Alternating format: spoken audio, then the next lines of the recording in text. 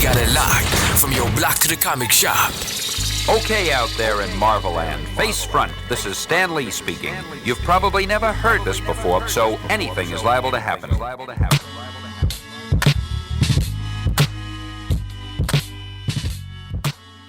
Go Squadron! All in a day's work for the Squadron Supreme, Earth's mightiest heroes. We got it locked from your block to the comic shop. Listen, share, rate, and subscribe to Hip Hop Marvels Podcast, available on all podcast platforms and streaming services. Available on Pandora, Apple Podcasts, Spotify, and more. Yo, this your boy Frank Nick. And there's rules if you want to get in this Marvel Studios. Don't nobody get in this motherfucker. So rule number 1, don't pop your ass up. Don't bring no extra niggas. And you better be ready to write, direct, produce some hot shit, or you will not get in. Marvel Studios, nigga, you know what it is. Frank Nitt, let's go. We got it locked from your block to the comic shop.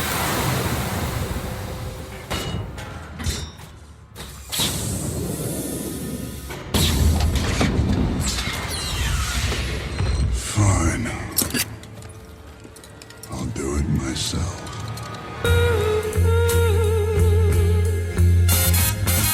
1 2 1 2. Hip Hop Marvels.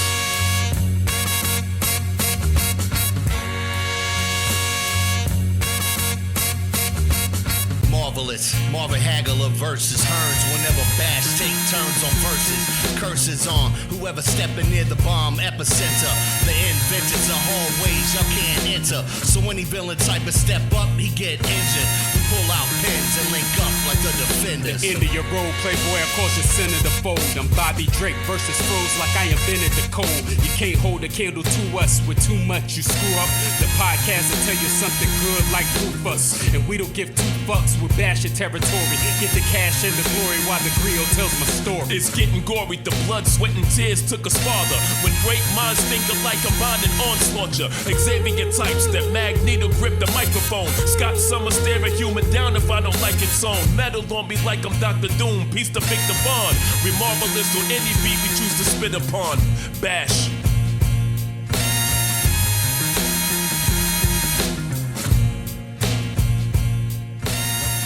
Episode of the Hip Hop Marvels Podcast. This is episode 4. I'm your host, DJ Dub Floyd. I got a co-host with me. I'm gonna let him introduce himself. I call him Tanalier Tavan, the hip hop historian, the collector. This man knows his history, so I'm gonna let him introduce himself, and we can get right on to it. I present to you Tanalier Tavan, the collector.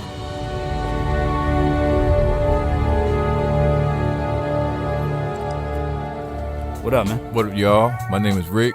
I go by 0378. That was my graffiti name. If y'all don't know what graffiti is, y'all need to Google that. Even though this is episode 4, my first appearance is episode 4. I want to thank Dub and Ken for welcoming me to the team, and let's get it, bro. I want to hear about what you've been going through this whole time before we linked up, what you've been up to. Okay. Well, first I'm gonna let y'all know how I met Dub. I met Dub at work. Dub trained me at work. I'm not gonna mention the name of the company. They know who they are. But he and I had an instant connection. We just started talking about hip hop, just out of nowhere. And I was like, this dude knew what he talking about. But I didn't know he was the same Dub that was doing the Boondocks tapes. Installment 3 is my joint, by the way, just putting that out there. And I was just shocked. We were roommates for a while, and we continue to be friends to this very day. As far as my venture into hip hop, I'm a little bit older than a lot of y'all. So I've been there. I can say I've been there from the beginning. Not saying I was there in the Bronx, but as far as what I was listening to, my parents were playing hip hop in the house. They didn't know that, and I didn't know that. My parents were playing Soul Sonic Force. My parents are playing. My dad to this day. I just went home about a month or so ago. It's been a week, and my pop still has Curtis Blow. These Are the Breaks. I'm hearing all that in the house, and I don't know it's hip hop. They don't know it's hip hop. They called it straight rapping back then. To talk fast. I'm rapping to a girl. Hey, come here, homie. Let me rap to you for a second. They were talking about talking. And I knew hip hop was mine pretty much like around 83 with UTFO and Run DMC. And I said, this is my art, this is my culture. And I've been a hip hop fan We got it locked from your block to the comic shop. It's your boy Dub Floyd in the place to be, and in the place to be is Dub Floyd. This is Hip Hop Marvel's podcast, your friendly neighborhood plug for all things hip hop and Marvel, where we got it locked from the block to the comic shop. Yes, sir. This is episode number 55. We call this episode here One Time for Rick / our top 5 hip hop albums of 2024. It's a long title, but yeah. It makes sense, though. Makes a lot of sense. To the right of me, we have... You already know it's your boy Jigpool, Deadpool elitist. Everything Deadpool, nothing else. And to my left... Got Pat Mully, a.k.a. Toxin, a.k.a. Southern Draw. Everything beats, you beat master, you beat bully. Yeah. Beat bully. That's what's up. Man, so, how has it been these holidays, this past holiday? Christmas was what, Wednesday? Yeah, I'm just glad it's over, man. Yeah, I gotta agree with that one. I'm glad it's over. You could see even by the marketing standpoint when you're in the streets, the stores were over Christmas on the 24th. They already got Valentine's Day stuff out, man. People are over this stuff, man. And somebody asked me something yesterday. Do you guys remember Easter this year? Damn. Whoa. Boom. You see your faces? Yo. Listen, everybody I asked, they was like, wait. Damn. Did we even? No, bro. I don't remember it. I don't remember having it. Don't remember celebrating it. That's wild. No, B. I don't remember it even popping I don't remember it at all. No. Yo, that's wild. My son's birthday is March 10th. How did Easter just not pop up on the radar at all? That's wild. You got me on the year has blinked by, and it's weird, man. You got me on some. I'm gonna have to ask my woman, did we go to church last year on Easter, or because I can't even remember if. Most people go to church on Easter if they don't go anytime else other than Christmas. Yeah. Right, because you remember when we were like younger, like that was a big. That's when you threw it on. That's when you threw it on. That was a big deal. That was a prerequisite. Yeah, it's just mandatory. You lay your fit out of the bed, like you know what I'm saying. You got the new kicks, the fit. You got your church fit, and then you got two new fits. Yeah, you got the dress clothes and the good street clothes. So it's weird how it eked by. So. This year, it's over with, and I just want to start anew. Hopefully, we can get something right going. Yeah, that's what's up. You got everything you wanted, or honestly, I didn't really want anything. I was pleased that I was able to manage to get my kids everything they wanted. They all really wanted phones, so everything else was extra. So all the kids got new phones. So that that's my sons. This is the first time them having. I shelter my kids a bit, so it's my fault. My daughter got put on punishment, so she just got her phone back at 16. She lost it at 14, and I stood on that 2-year punishment. Oh, literally, her birthday's January 18th.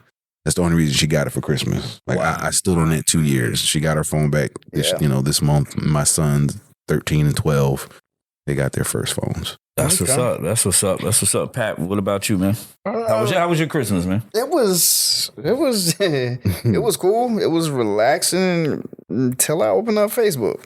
Oh dang! Yeah, until I opened up Facebook. and we go. And we're gonna get into that. But here in a little bit, but other than that, I can't complain. Complain, not at all. Get everything you want. I'm kind of with Jigpool on that. I'm 44 years old. Right. It really ain't about me. Well, I mean, it's more of a sarcastic question. But, we older. I'm thankful for the stuff that I did get. Yes. I love everything that I got from everybody. I love it all. So I can't complain. I'm just glad I was able to get everybody something. Right. Right. And that's about it. Yeah, just to have the ability to get people stuff these days. Right. Yeah, exactly. I same just like you, Pat. Leading up, to Christmas, I was cool. You know what I mean? Yeah. I went into the gig Christmas Eve. Was planning to get out earlier and everything, and that's when I got hit with the news of passing of our squad member Rick. And I couldn't go on the rest of the day I could tell by your messages. You could tell you were shaking. Like that's close to home, man. Yeah. That's beyond close to home. That is at home. That's home. Yep. Yeah, that's my bro, man. And so it hit hard, and like the rest of my coworkers could tell. They were like, "Yo, you why don't you just go home for the day or whatever?" Like, because I was there, but I wasn't. Yeah. At least they knew enough to. I was doing my work, of course, tell, but like it was just like, my brain. They knew I was zoned out. Yeah. You know what I mean? But I told them, I was like, maybe it's best I do stay and finish up to kind of keep you occupied. Keep me occupied. Because if I go home, I'm definitely going to be like in a bad mood. You know what I'm saying? Yeah, like right. so. Yeah. Other than that, I found out the information on Christmas Eve, and then Christmas came. Well, actually, that night, shout out to my Mexican family. Shout out Jeanette. Shout out Victor. All of my nieces. You know what I mean. That's my Mexican brother and sister. Okay, and their daughters. They have 5 girls. You told me about them. You went to a function with them last Christmas, if I'm not mistaken. I did. Yeah. So they're all my nieces, and they do Mexican. Like culture, and I think mostly, Hispanic culture, they celebrate Christmas Eve, like midnight, leading into Christmas. Understood. So we've been doing that for like the past 3-4 years. We've been doing that for a minute. Okay. Nice. And yeah, man, they cheered me up. Got toasted. We played games, played beer pong and shit. Like, yeah, I mean, that's the way the experience should be. Yeah, so just letting loose. So yeah, and we opened presents. We had like part Secret Santa, part just gift passing around presents we got for people, and so it was good, man. Mm-hmm. Got into pajamas and the whole nine. So yeah, it was good. It helped kind of take away the pain that I was feeling, and yeah, man. And we here now, getting ready to go into 2025. Yeah. Lot of dope shit on the horizon for the podcast, for Hip Hop Marvels, and I'm definitely looking forward to it with you guys too, man. Absolutely. That's what we do. Likewise. You know what I'm saying? Ready for it. Please remember to listen, share, rate, and subscribe everywhere you get your podcasts across the board on all platforms. Don't forget to follow us on social media. That's at Hip Hop Marvels on Instagram, X, and Threads.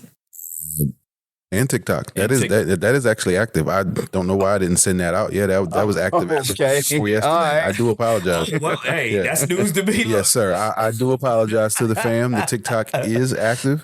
So yeah, one time for the Hip Hop Marvels podcast TikTok. Yes, yeah, TikTok. You will see posts today. So yeah, we're on the TikTok. Yeah, I'm already on. The problem I had is I didn't go in like I didn't have an account. I made it. I was already in my TikTok and I pushed make another account. Okay. So I had to verify it separately from all of my stuff. So it took a long time for them to verify that I wasn't trying to just make a duplicate account. Yeah, I had to prove that it was a whole bunch of separate set of items. So yeah, no, we're good in the hood. Oh yeah, for sure. Yeah, so yeah, the TikTok is active. Our YouTube is active. The Patreon is not active as of yet. I'm working on it, but yes, sir. We'll have that information out to you guys soon enough. And we appreciate y'all rocking with us. And yeah, one time for the Squadron Supreme, man. I gotta go down the list of some of the old squad members and some of the new ones too, man. Because being that this is such a sentimental moment for us. One time for Brent, rest in peace. Big shout out to Kevin. Big shout out. I'm going through the list in my head right now. Big shout out to Kevin. It's been a journey. Big shout out to Phil Nash, Race Bannon. Big shout out to, and one time for Rick, rest in peace. Definitely. Crazy. Yes. Wow. Big shout out to Kincee, and we're going to speak to him a little later. Kincee, producer extraordinaire. One time for Cash. Big shout out to her. Big shout out to Brandess, Terry, and E, who are, couldn't be here to do it. Well, y'all hear from Brandess, but E and Terry couldn't be here personally, but they did. Well, we're gonna call E. And as far as Terry did send me his list of his top 10 albums when we do the breakdown later on. So yeah, big shout out to the whole squad. Wizzy, can't forget Wizzy. Oh, genius. Yeah, you're a genius, partner. Wizzy, you a genius, partner. You know what I'm saying? and Jig and Pat right here to the left and right of me. You know what I mean? This wouldn't be shit without y'all. You know what I mean? Each and every one of y'all, man. So the journey, it's all about the journey. We collect people like stones. I mean, everybody has a purpose. Yeah, and exactly. And I don't know if I told y'all enough, but I definitely appreciate everything y'all do, everything y'all contribute, have, and will, to the podcast. I definitely appreciate it, man, from the bottom of my heart, man. So just want y'all to know that. And yeah, man, we're going to get into it, to this show and prove.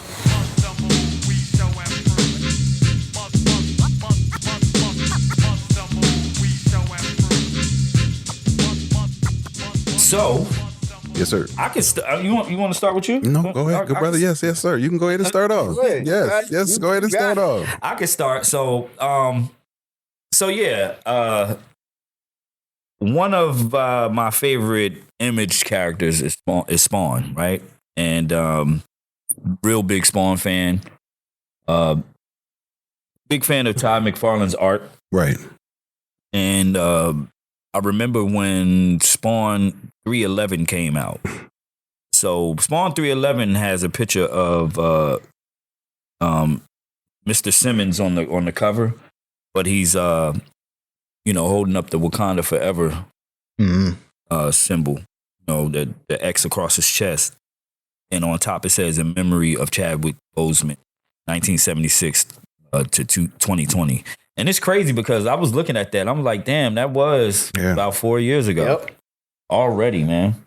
It went by like that. Yeah, that's wild. The cover, the cover is done by Todd McFarlane. And I when this came out, I grabbed up two of them because I knew this cover would be special. It has. I love Chadwick Boseman. As an actor and as well as being in Black Panther. Mm-hmm. Like I said, I love Spawn. It's a warrior, man. He gave us like a 7-8 movie run. Yeah, he did. While headed on the way out. You know? Yeah. That was crazy. Yeah. And every role bodied it. He killed everyone. Murdered every single role, and they were all iconic roles, which I thought was just such a crazy run at the end, man. Every role bodied it. So yeah, I purchased two of those. I still got to get them. I want to get them both like graded and stuff like that. Yeah. And well, maybe one graded and one just, and before you leave, I got the plastic, the hard plastic seal. You can put one of that in. Bet. That way that doesn't get damaged. Bet. Please, because I don't want you there. That's a good thing right there. Bet. Mm-hmm. Bet. That's what and look, the good comics I purchase like vinyl. As you should. I get two of them shits. You know what I'm saying? So one to touch, one not to. Yeah. Right. So So like I said, I got two. I purchased two of them. So then flash forward to about maybe like 2-3 months ago, and our dog Doc. Oh yeah, and shout out to Sam Wilcox. Doctor. Excuse me. Put some respect on his name. Dr. Sam Wilcox. Doctor, yes. Doc's basement out of Belmont, North Carolina on Catawba Street. Right. Shout out to Doc. And so Doc on his Instagram, he always posts up the new items. Oh yeah, new item Wednesday. Right. And as soon as I saw this, I DM'd him. I said, yeah, that's mine. You can go ahead and put that. I said, yeah, you go ahead and put that to the side. So basically, this is the McFarlane Toys. It's like 30-year anniversary McFarlane Toys, like special edition or whatever. But it's the Spawn version. It's the action figure version of that cover from Spawn 311.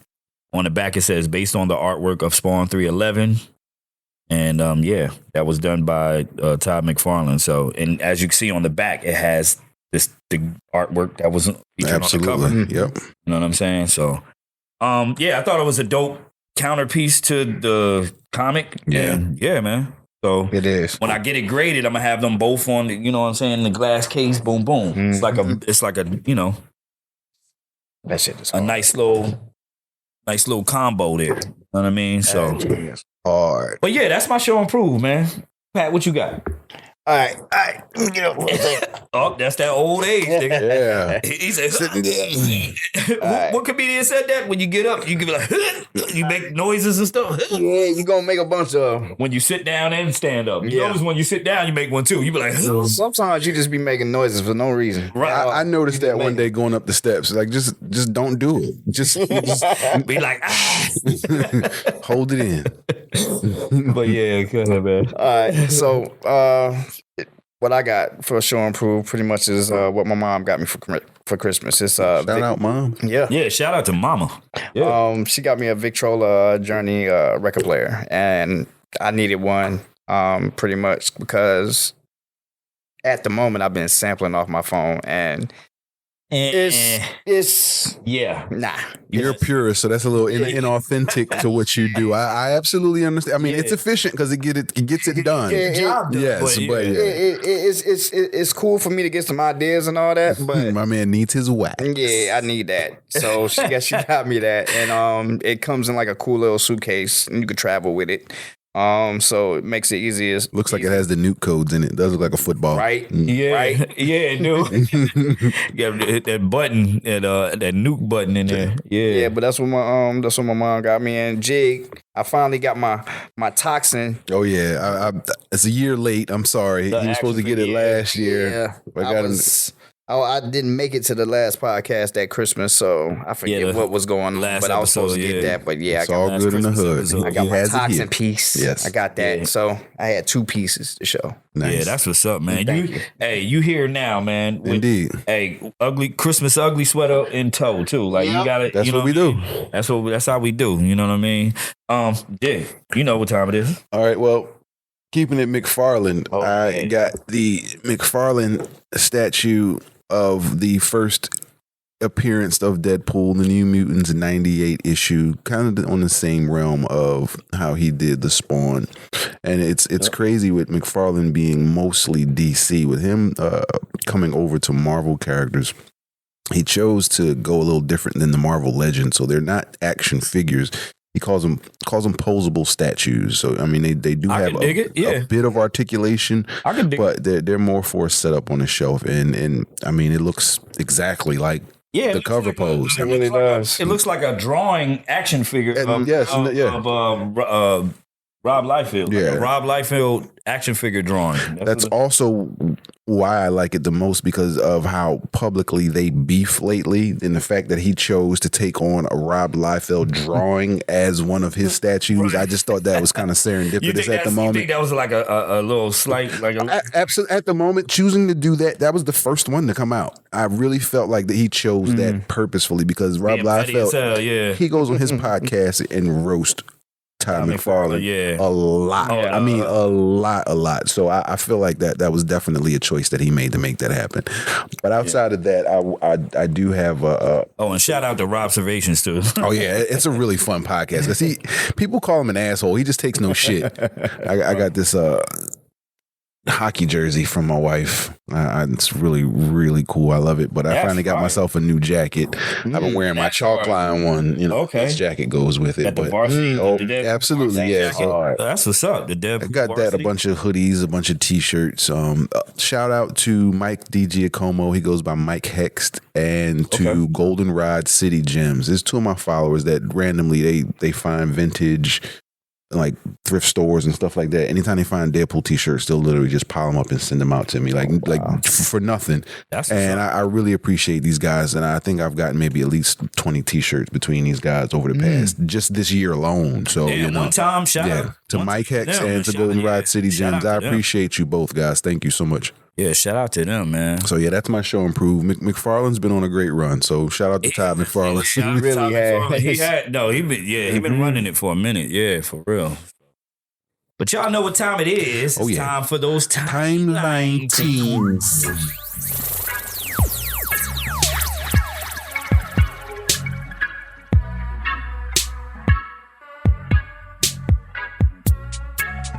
So, we were just discussing this before we started recording. Indeed. You know, and I'm gonna keep the timeline things real brief. Yes, sir. Because we got a lot to get to. But you know, the man 50, Curtis Jackson, said he'll come back to the booth to do a possible Eminem joint album. You know what I'm saying? I got this from Crazy. What? I'm gonna be honest. I really feel like that you really can't go wrong. You can't go wrong. You really can't. That's, man, 50 is my dude. First of all, I'm gonna tell you, that's always been my dude ever since I heard How to Rob. And then when I heard Ghetto Quran, which is one of my favorite songs off Power of a Dollar, and I love that. Yeah, Ghetto Quran. Man, that's because he breaks it all down. Everybody was like, he was snitching. I'm like, man, come on. And I'm not finna go all the way into that, but it was already known. Right. Before what he even said. But 50 M, and I've always loved M. You know, a lot of M get a lot of hate, you know, in the hip hop world, and I don't understand why. I kind of do, but I understand. But he's still up there. Yeah. Oh yeah, he's still up there. Regardless, like, yeah, he's definitely goated because I respect hip hop. Yeah, I'll be lying and I'm dumb and just ignorant to disregard him. Right. When he's gave us some timeless work. Yeah. You know what I'm saying? Both of them are at a point right now where they have nothing to prove. So I think we're just going to get nothing but pure ignorance from these two guys. It's fight music. I really feel like they're going to give us some fight music. And what's crazy, I wonder what the production going to be like. Right, man. Right, because Dre, that's an easy stretch right there. Like, if they just reach out to Dre, like they I'm going to pause this ahead of time, but they call themselves the three-headed monster. Mm-hmm. Oh, all right. You know what I'm saying? King Ghidra. You know what I mean? So, like, if we getting like Dre production with M and Fifth, but I feel like they should move on from Dre. Some of his beats have come back. I want to hear something else. Yeah, his beats have been very elementary lately. And I feel you, and I was getting ready to say that because I want to hear, you know, like maybe a few sprinkled in. I want to hear Hit Boy. But I'm saying, give me a hit. Put them mofos on a primo beat, just to switch it up. Yeah. Just to switch it up. Shit. Put them on something out of the way. Give me a high tech beat. Yo, that's high tech. That's in 50's pocket. Right. One thing I will say about 50 Cent, 50 Cent is a great beat picker. Yeah, oh yeah, very much so. He's very particular about his production. He can hit a hit. Yeah, and just like a banger, like not even just a hit, like a banger. Like, something to give you the stank face. Yeah, like even on the Beg for Mercy, the G Unit album and stuff like that, the joints that like you said, High Tech did and stuff like that. DJ Khalil and like boom bap niggas. What's my dude's name? Illmind. Those Illmind, like producers like that. You know what I'm saying? Yeah, I got you, but hear me out. Hear me out. I love to hear them two right there. I would love to hear them two, 50 and M. Alchemist. Let me hear something on. Let me hear Pete Rock do something for him. Let me hear Q-Tip. Oh, you going hip? You trying to get them to bounce? You going hip hop? I mean, I'm just saying. I mean, that's just a wish list. Eminem has that flow for a Q-Tip beat, and then you just hit something hard on the hook with 50, or like a Q-Tip, or like an old unreleased Dilla beat. Now then, that would be some dark shit. Yeah, that would be crazy. Detroit, right. That's deep right there. I like that. I like that. Has M ever went over a Dilla beat? You know what? Like as far as like his own production? That's something to research. Yeah. I definitely that he's from Detroit. That's something. I mean, I don't know. That's like back before, like way back when. And we could be way off, and he probably did plenty. But that's something I don't. You know what I'm saying? I haven't put I mean, you can put it together because it's Detroit. Detroit, but I don't know if it. You know what I'm saying? But I do like that mindset though. Like, let's go. If we're gonna go hip hop, let's go hip hop. You know what I mean? Get like Dilla, like you said, Primo, Q-Tip. Primo would be crazy. You know what I'm saying? It says here that Eminem refused any type of placement with Jay Dilla because of some connection or beef that Jay Dilla had with Proof. My God. Are you serious? They've been trying, it said here, but they've been trying since 2012. They've been trying. Well, It's not like they didn't try. Said that he's been rejecting Jay Dilla beats since 2012. Well, you know, I mean, M and Proof, they were brothers. They were like brothers. Yeah. You know, his loyalty is unwavering. Hey, Dilla and Proof had beef though? That's literally what it says right here. Cruz. It says it's some deep-seated Detroit beef. It's old stuff. This is probably from like high school or some shit. Like different gangs and shit. Yeah, you never know with them. Yeah, you know what I mean? So I got this from Billboard. It says, M spoke about being open to doing a project with 50 earlier this week. Rumors of a 50 Cent and Eminem joint album have been floated for decades. And the patiently waiting, that's my joint too. Yeah, patiently waiting. My wife plays that shit every day. No, I'm sorry. I don't get R&B with her. Her favorite thing is 50 Cent. Every road trips, you get rich or die trying, bro. You that's what you're getting. If you don't like it, just put some earphones on. Yeah, that's like my wife with Dipset and Joel Santana, nigga. My wife fucking loves Joel Santana, bro. Yeah, you making me mad with how much they are alike, bro. She loves Joel Santana, and I don't get it. We be on road trips. I can't tell you how many times I gotta hear the whistle song. And shit. God. Or the clockwork. Oh my God. Hey, move your body. Bro, man. Listen, we live in the same existence, bro. That's sick, man. That's just sickening. But, it says the patiently waiting duo added fuel to the fire this week. It says the G-Unit boss responded to headlines generated by M, with 50 claiming he's feeling inspired to get back into the booth, but not until he's done with his 6-show Las Vegas residency first. Yeah. Oh, I forgot about that. Yeah, I would love to go see that too. I would love to see that.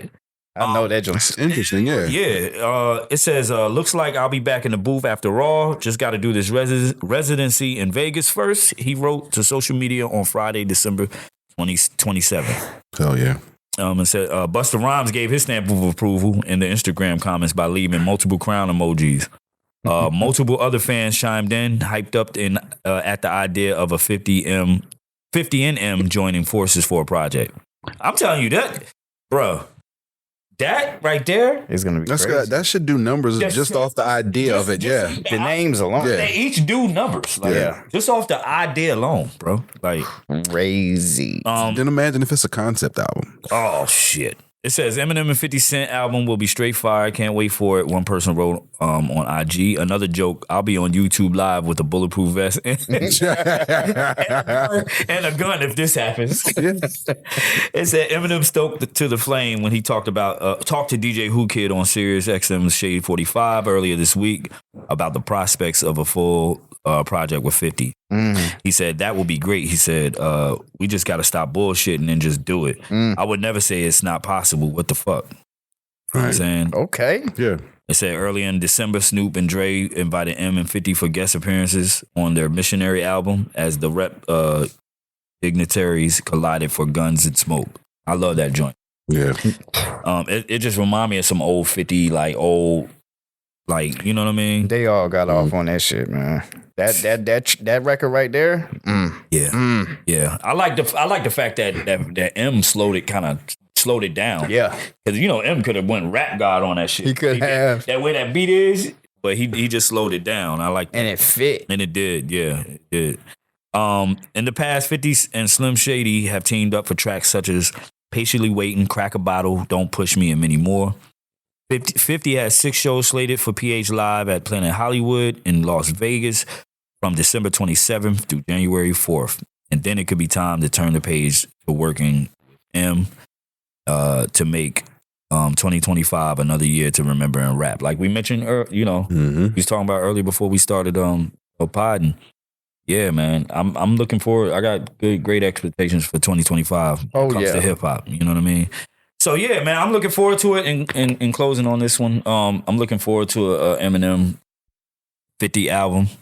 I know you guys are. Oh yeah. Oh, 100%. Without a question. Yeah. This shit is gonna be sick, bro. Sheesh.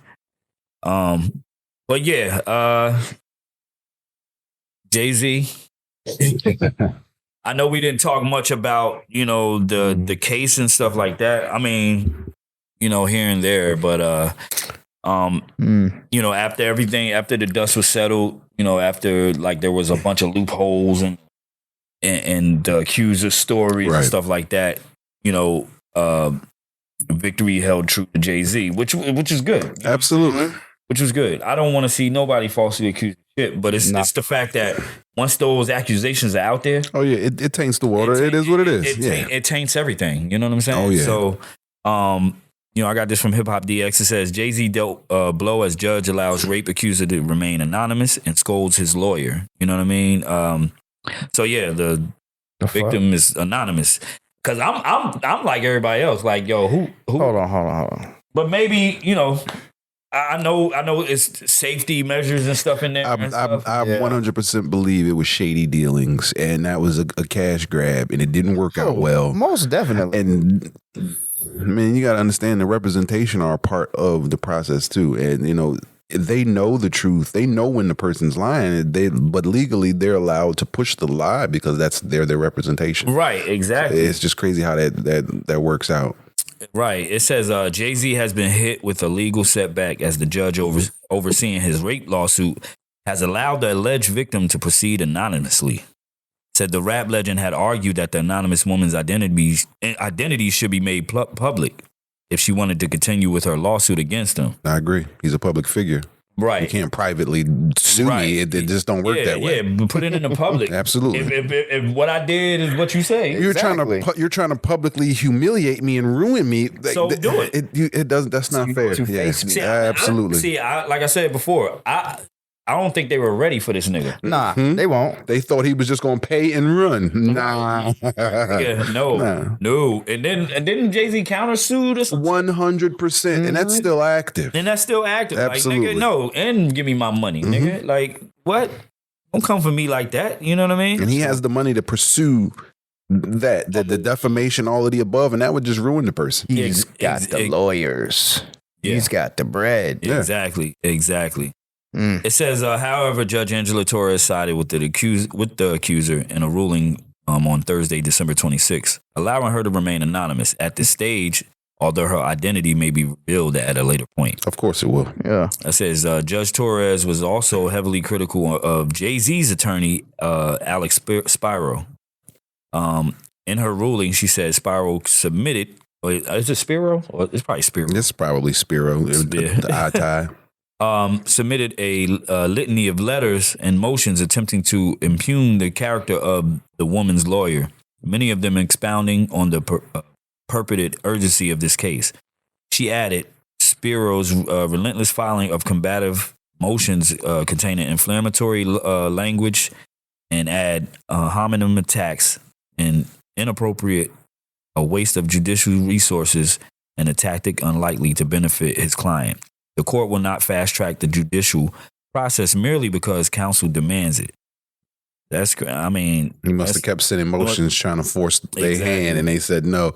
And that's only just to make an example of who the defendant is. Right. That's all that is. And it's saying she, continue like warning his lawyer of like unacceptable conduct. Pretty much telling them to chill out. Exactly. So Spiro had previously urged the court to dismiss Jay-Z from the lawsuit after the woman admitted to inconsistencies in her story, though she stands by her overall claims of rape. You know what I mean? So it happened. It's just not the way I told y'all originally. Right. I don't believe anything you're saying. So, nothing. So of course, Hov, he denied the claims and the attacks on the woman's lawyer, Tony Busby. And attacked the woman's lawyer, Tony Busby, who is currently suing for extortion and defamation. So this is exactly what I said. Of course, Right. just as they should. yeah, so he said, you have made a terrible error in judgment, thinking that all celebrities are the same. I'm not from your moral world. I'm a young man who made it out of the project of Brooklyn. We don't play these type of games. We have very strict codes and honor. That's, he said that like early when this accusations came out and shit. But yeah, man, like I said, when this came out, I know a lot of people were quick to jump the gun. Oh, yeah, I told y'all it was coming. Jay-Z, I'm not listening to I didn't flinch. and this, that, and the third. I didn't flinch yet. You know what this reminded me of? This reminded me of the Jussie Smollett shit. Oh, Juicy Smouye. Oh, yeah. Smouye, yeah. Because when this first happened, everybody was like, man, the MAGA haters and shit, they try to... I said, this shit don't sound right. It damn fishy. sure did. It's fishy. The whole story. I was like... I said, wait, just wait. Mm-hmm. I said, just wait. Give it some time. Give it some time, and we'll find out. You know what I mean? So that's how it was with this one, too. So, you know what I mean? I'm Jay-Z, he said he was behind victory. He got his victory, and you know what I mean? I'm just glad I don't have to like delete my discography. Right. I'm being honest, man. I mean, Jay's one of my, favorite MCs. He's up there, yeah. Upper echelon. I don't want to have to like delete all his work, his bodies of work, you know what I mean? So I get it, you know what I mean? Hello. Hey, what's up, Brandess? Hey. But yeah, everything's been good? Yeah, just busy. Holiday. Yeah. How was that holiday? Good. It was good. That's what's How was everybody's holiday? Aside from the news we all got, you know what I'm saying? I mean, it's been pretty. I mean, I know mine's been pretty decent. Being with family and stuff like that. But, indeed. But other than that, the news we got. So, but before you get out of here, I wanted to ask you, with 2024 ending and 2025 coming up, what are some of the most like outrageous things that you've witnessed or like heard from in hip hop 2024? And then what are your expectations for 2025? I guess the biggest thing, my birthday, May 3rd. That whole Brandess with Drake and Kendrick. Great answer. That was the biggest thing. Oh yeah, the Drake and Kendrick. Yeah. But I mean, the albums that been coming out recently. Mm-hmm. Oh yeah. This fourth quarter. Oh yeah. With West Side Gun. Yeah. You had the Fat Joe album. Yeah. Of course, Kendrick. I just finished that Redman album. Incredible. Yeah, I saw you mention something like that earlier on in the group chat. Yeah. Mm-hmm. And Pat and I were just talking about the Redman, and we glad we kind of waited. Yeah. I told him I couldn't. We're gonna be talking about our top 10 albums that we rated this year. But I told him I couldn't add the Redman to my top 10 because it just came out. I haven't had time for to sit with it. But it definitely made my honorable mention because it's fire, man. Yeah, it is. So what are your expectations for 2025 in hip hop? It's gonna be huge. I think that this fourth quarter really set the bar. So I'm hoping that we stay on this wavelength. I really hope that this year really changed the lane that hip hop was going through.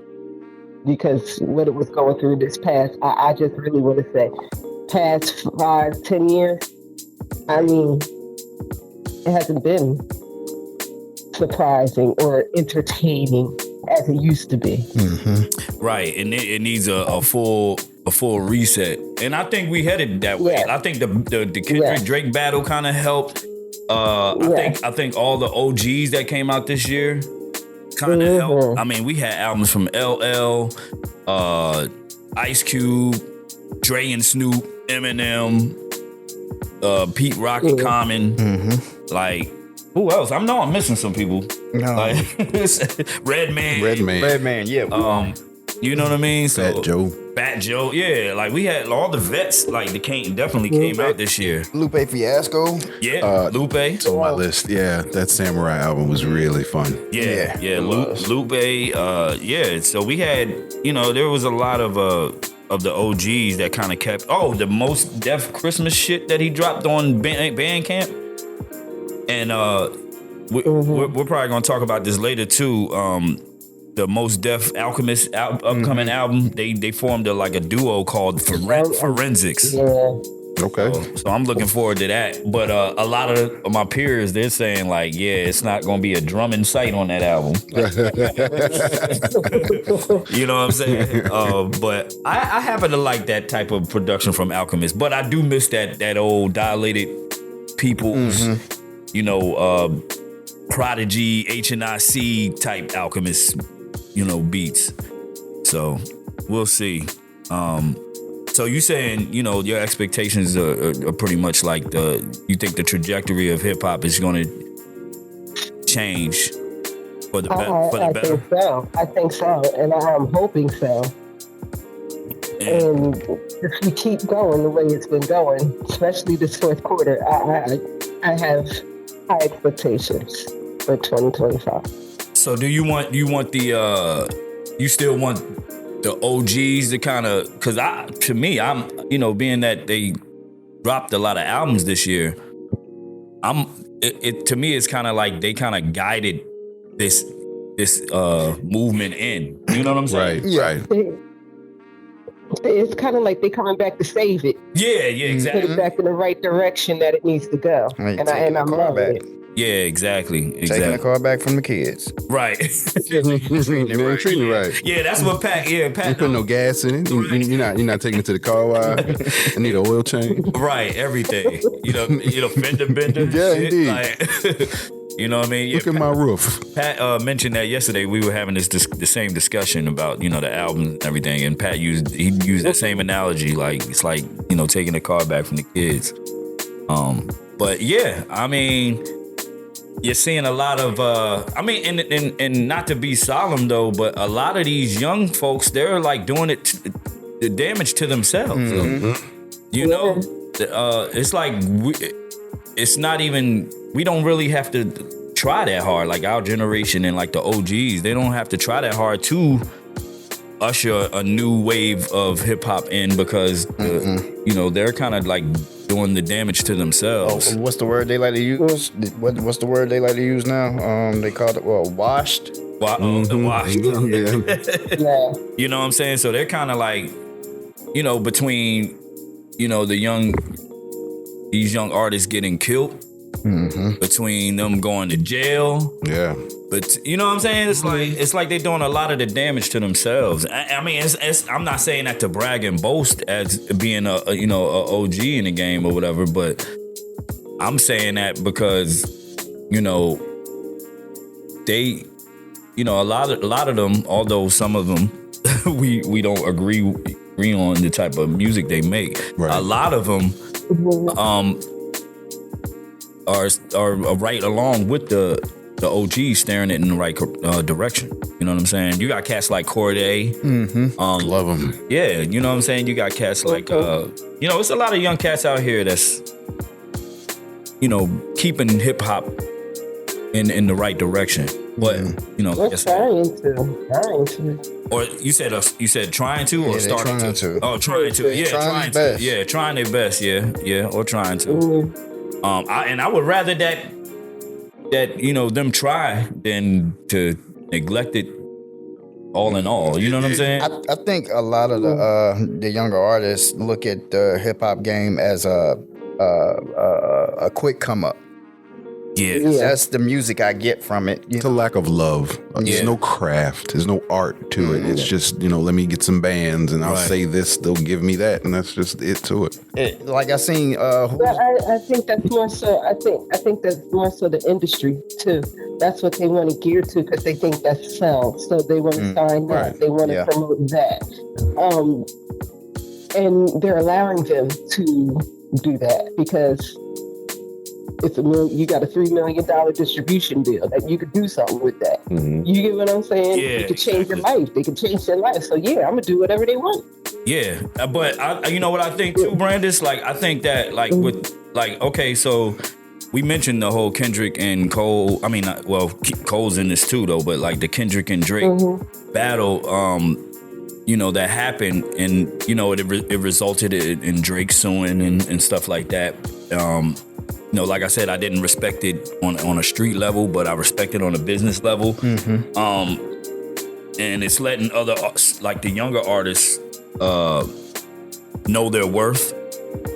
And, J. Cole just did it with the Inevitable thing. You know what I mean? You had to pay for the listen to the podcast, and then, you had to pay to see a pay-per-view version of the show that he did at Madison Square, and you got a certain amount of money off on tickets if you paid already and stuff like that. And it's like bringing the power back into your own hands, which in turn, J. Cole said he did this. He didn't do it for just the money. He did it because he loved the art. And I've always said, if you do it for the art, the money will come, because your work will be quality no matter what. Right. It's not about appealing to everyone. It's about appealing to your core fan. That's what I believe. Same thing with this podcast. Like, this podcast is, may not be as big as some of these super mega $1 million productions, but we built a core following, and I'm worried about catering to them. That's where it works. You know what I'm saying? That's how it works, because I'd rather have a strong community of like-minded individuals than a bunch of randos that don't engage. Exactly. And so we do it for the love. It's not necessarily about the money. You know what I'm saying? Absolutely. And, the more we do it for the love, the money will eventually come. So, and I think that's what a lot of these, especially like I wouldn't call them, I guess we can call them OGs, like Drake, Cole, Kendrick. We can call them like, they're originators. They're forefathers. You don't like the terminology, but it is what it is. Yeah, they're like the OGs. They're from the blog era and stuff like that. So like, and that was like over 10 years ago. So yeah, we could call them OGs, but the newer OGs. I'll call them that. So with the newer OGs, they're finally realizing that their worth, and that they, if you notice, a lot of the moves they're making is the industry's not involved. Like, you know what I mean? Look at the whole Drake tried it with the 100 gig shit. Yeah. You know what I'm saying? Cole did it with the Inevitable shit. You got Kendrick dropping shit on Instagram and stuff like that. YouTube under different names. I saw that yesterday. I found out this nigga got a secret TikTok or some shit. He has Kendrick has he does. I just followed it this Christmas. Oh, absolutely. Right, yeah. I was like, yo, this nigga on TikTok, nigga? I was like, whoa. I like, this nigga just be on the scene and nobody It's one where he was literally walking on the side of a road, just staring into the camera, looking like somebody's uncle. He had like these glasses and a hat on. He posted that. It's an old video, but he posted to let you know it's really him. Right. And I appreciate that. Yeah. And it was one where he was just, it was a play, he was walking and you saw him, it was a playground. He just stopped, started doing some burpees. Bang, bang. He bumped out like 20 of them, put his backpack on and just walked off. I was wondering, like, did he go back for the phone? It was one this morning. It was one this morning on my way over here. I was, it popped up on my phone. He was showing somebody how to lace up J's or some shit.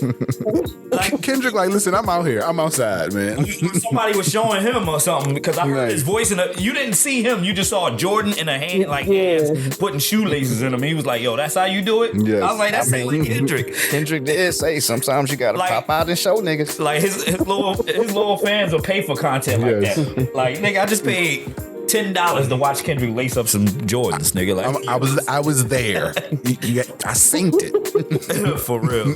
But yeah, Brandess, before we get out of here, before we let you go, we mentioned it earlier.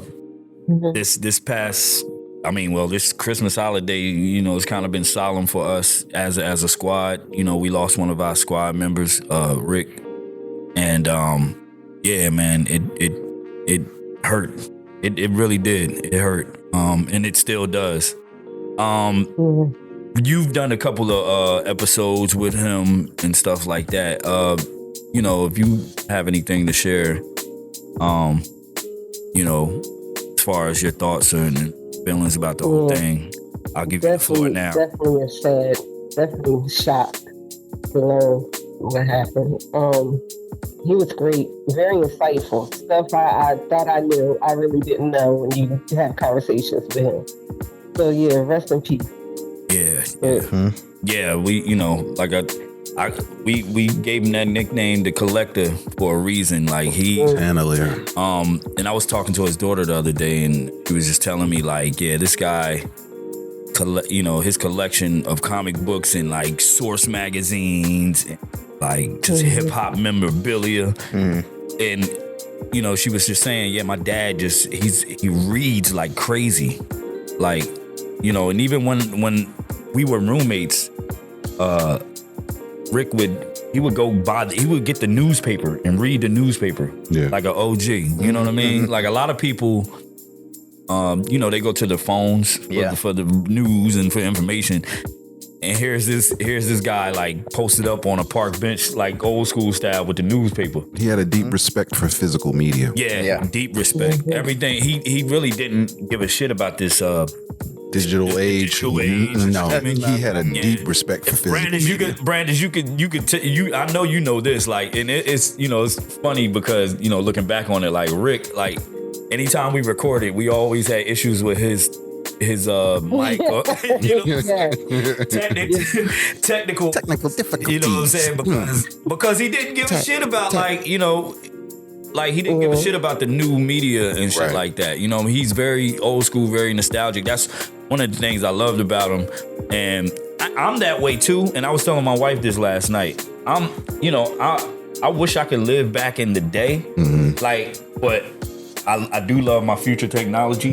So I said, if I could take my Samsung phone back to like 95, I'd be gravy. Right. You know what I'm saying? You know what I'm saying? You'd probably rule the world in about less than 6 months. Or you be burned at the stake.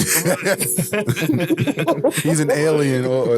Right. What is this sorcery? What is this sorcery you possess in your pocket? You know what I mean? So, yeah, man. But Brandess, we appreciate you, and no problem. Appreciate y'all. Yeah. Happy holidays. Yeah, happy holidays. And happy New You Year. had a rest in peace, Rick.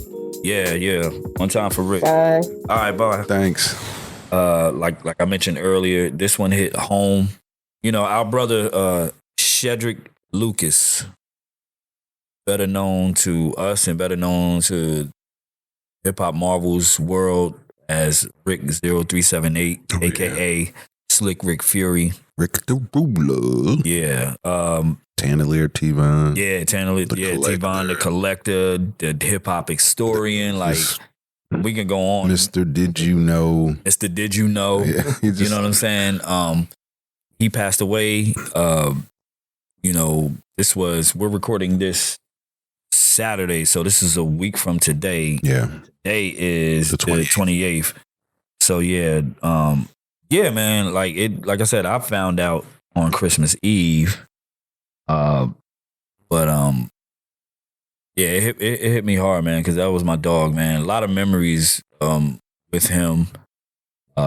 He was here from, I would say, from the start of Hip Hop Marvels when I moved here to Durham, North Carolina.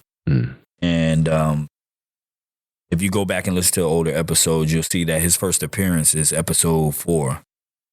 And yeah, man, I met this dude.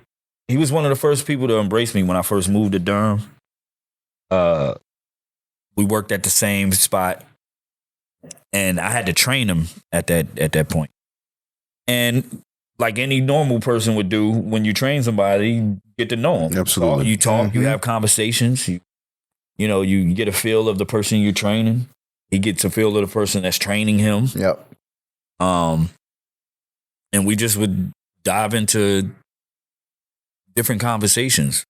One of them being hip hop. And he didn't know, and this is how modest I am. So a lot of the hip hop Marvelites pretty much know that I DJ'd I've been in the mixtape game for a while, and that I curated and produced the official Boondocks, Sony Pictures Boondocks animated series mixtapes for Adult Swim. I knew it was I knew that series was critically acclaimed and stuff like that. But like I said, I'm a modest person. I don't go around like saying this, that, I'm this, I'm that. You know what I mean? Cultural icon. That show Right. for anybody who that's black that would even watch a cartoon that's black, they know that cartoon. It's so many memes, so many quotes, so many famous actors and characters. So just to be tied to that, I'd toot my toot a little bit too. Exactly. So you deserve it. So appreciate that. So I'm training him, and of course I'm going by my government. I know Hip Hop Marvelites, I know you know me as Dub Floyd, but my actual government name is Terrence Mouzon, right?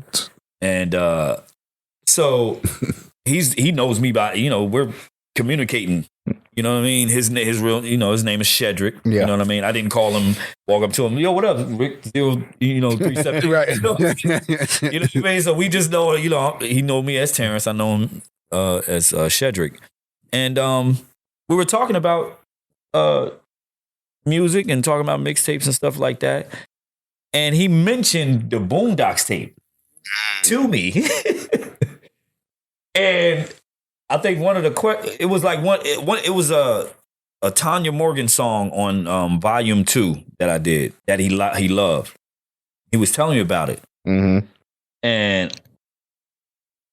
it just took we're already engaging in the conversation, so I didn't want to hold back then. Right. You know what I'm saying? Yeah, of course. So I gave him like the spill on how the song ended up on the project. So he's looking at me like, well, how the fuck did you pull that off? like, Right. how do you know? Like, you know what I'm saying?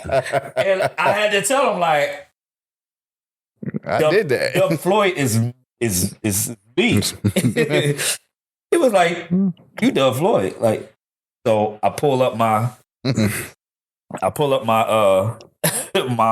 my sleeve to show him my tattoo with my name. And I, proceeded to tell him and stuff. And he was like, yo, little did I know, like, I'm working with, I love your shit, man. That's dope. That's what's up. That is. That's awesome right there. So if anything anything humbled me, that humbled me even more. Yeah.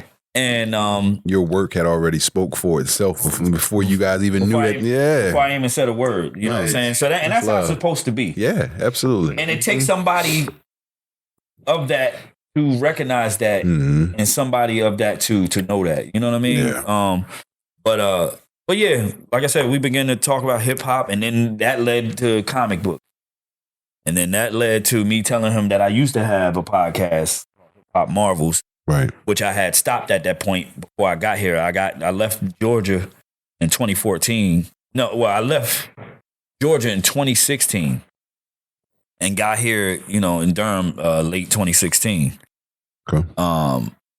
And yeah, I met Shedrick 2017. Like I want to say summer of 2017. And yeah, we just hit it off. Started talking about comics and stuff, and I said, at this point, I wanted to rehash the podcast. Right. And I started off doing episodes on my own, just interviewing guests. And he was like, yo, I would love to like talk. He was like, I could talk hip hop and comics, like, nigga, like, let's do this. Like, I would love to be your co-host. Like, what I got to do? I was like, shit, just do what we always do. Yeah. You know what I mean? Like that one little sound bite says, it said, like we always do at this time. Right. But yeah, we hit it off, and then I needed a roommate at the time. Okay. And just so happened to, like, because I just moved here, so the job I had wasn't really paying shit. And it wasn't enough, I mean, it's like that now. Yeah. Like moving into somewhere, like, sometimes people are shacking up. Just put it that way. Yeah. You get what I'm saying? For real. To pay the rent. Yep. You know what I mean? So, I was looking for a roommate. He was looking for one. and we looked around and got an apartment. Lived with him for about 1.5 years, and he was there. He was there when I met my wife. Okay, which was key as to why he ended up in my wedding. I mean, I understand, and you know, that's why it hit my wife hard too. You know, my wife know how close me and him was. Like I said, that's my brother, and it hit her too because he's nothing but a ball of respect, man. Stand up dude, respectful, knowledgeable, so wise, man. So much, man. Selfless, will help anybody. Yeah. Always asking about people. Every time he calls me, he don't just check up on me. He's asking how my wife is doing, asking how my pops is doing. Right. How's the moms? How's you know what I'm saying? Like he's asking about the family. And you want people around you like that. You know what I mean? I told y'all earlier, the type of friend I operate as is I attract what I am. Right. You get what I'm saying? If that makes sense. I attract what I am. And I would hope to be much as a stand-up guy as he was. Right. You know what I mean? Like he's a great example to be around. Yeah, he was, a little bit older than me, and I valued and looked up to him as a big brother. But yeah, he taught me a lot, man. And I'm definitely gonna miss him. Definitely gonna miss him. One of the key pillars of this foundation of hip hop marvels. For sure. Right. And he's gonna be missed, man. Yes, he will. Anything? Yeah, man. It's crazy because finding out he was originally from Philly, then we had some conversations, and his last name is Lucas, and my family is familiar with a few Lucases. So I contacted my mom and I asked her to do a little bit of research, and my mom is familiar with 2 of his aunts that are still living on that side of the world. So we had connections before we even knew each other.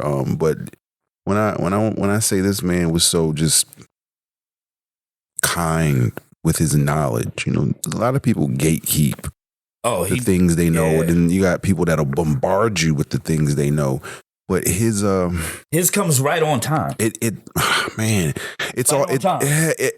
Everything he gives you, it always comes off as a learning experience because it comes at a time where you need it. He's so wise, so methodical with his speaking, so even keeled. He was just, you love to talk to him. He would send me memes and information all day long, and I would get anywhere between 10 to 15 posts from him a day. And at the end of the day, if I didn't have anything else to look at, I would go and sort through that. It would give me motivation for another post. It would give some random information I wouldn't even think to know.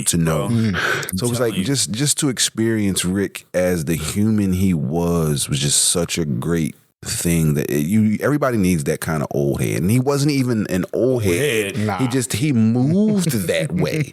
But that's one of the things we kind of like when we first started, getting to know each other. That's one of the things we bonded on. I told him, at the time, I was like I was like 36 or whatever when I first got here to Durham. So, but I told him, I was like, I have an old soul, man. Like, you know what I mean? And I know he does. Right. Pat, you do. Yeah. You do. I've always heard that. Definitely do. Right. It goes to what I said. Like, I attract, like, the people that I'm friends with, it's just a reflection of me. You know what I'm saying? And I'm a reflection of you guys. Right. Yep. You know what I'm saying? So, but I didn't mean to step on you. You didn't? No. You filling in, it just proves the point. The way you experience Rick, man. It's just, I don't know, man. He's just such an awesome guy. And again, it's an experience. So with you experiencing him, you always get some type of knowledge. And knowledge is lifetime. It's lifelong. And a lot of the things he gives you, it either changes how you see things or how you thought you saw things. Or sometimes he even changes the way you process information because it's like, damn, I didn't even think to see it that way. See it that way. Yeah, it's just different perspectives. Even like seriousness, like we've talked about. And he just makes you like come from another angle and see you know, the bigger picture. You know what I'm saying? Right. But yeah, man, like it's just still fucks with me, man. I'm definitely gonna miss my dog, man. Yeah. But Pat, It's with Rick. You know, I didn't know him that well, but when I came on to the podcast with you guys, he was very welcoming, very, very warm and welcoming.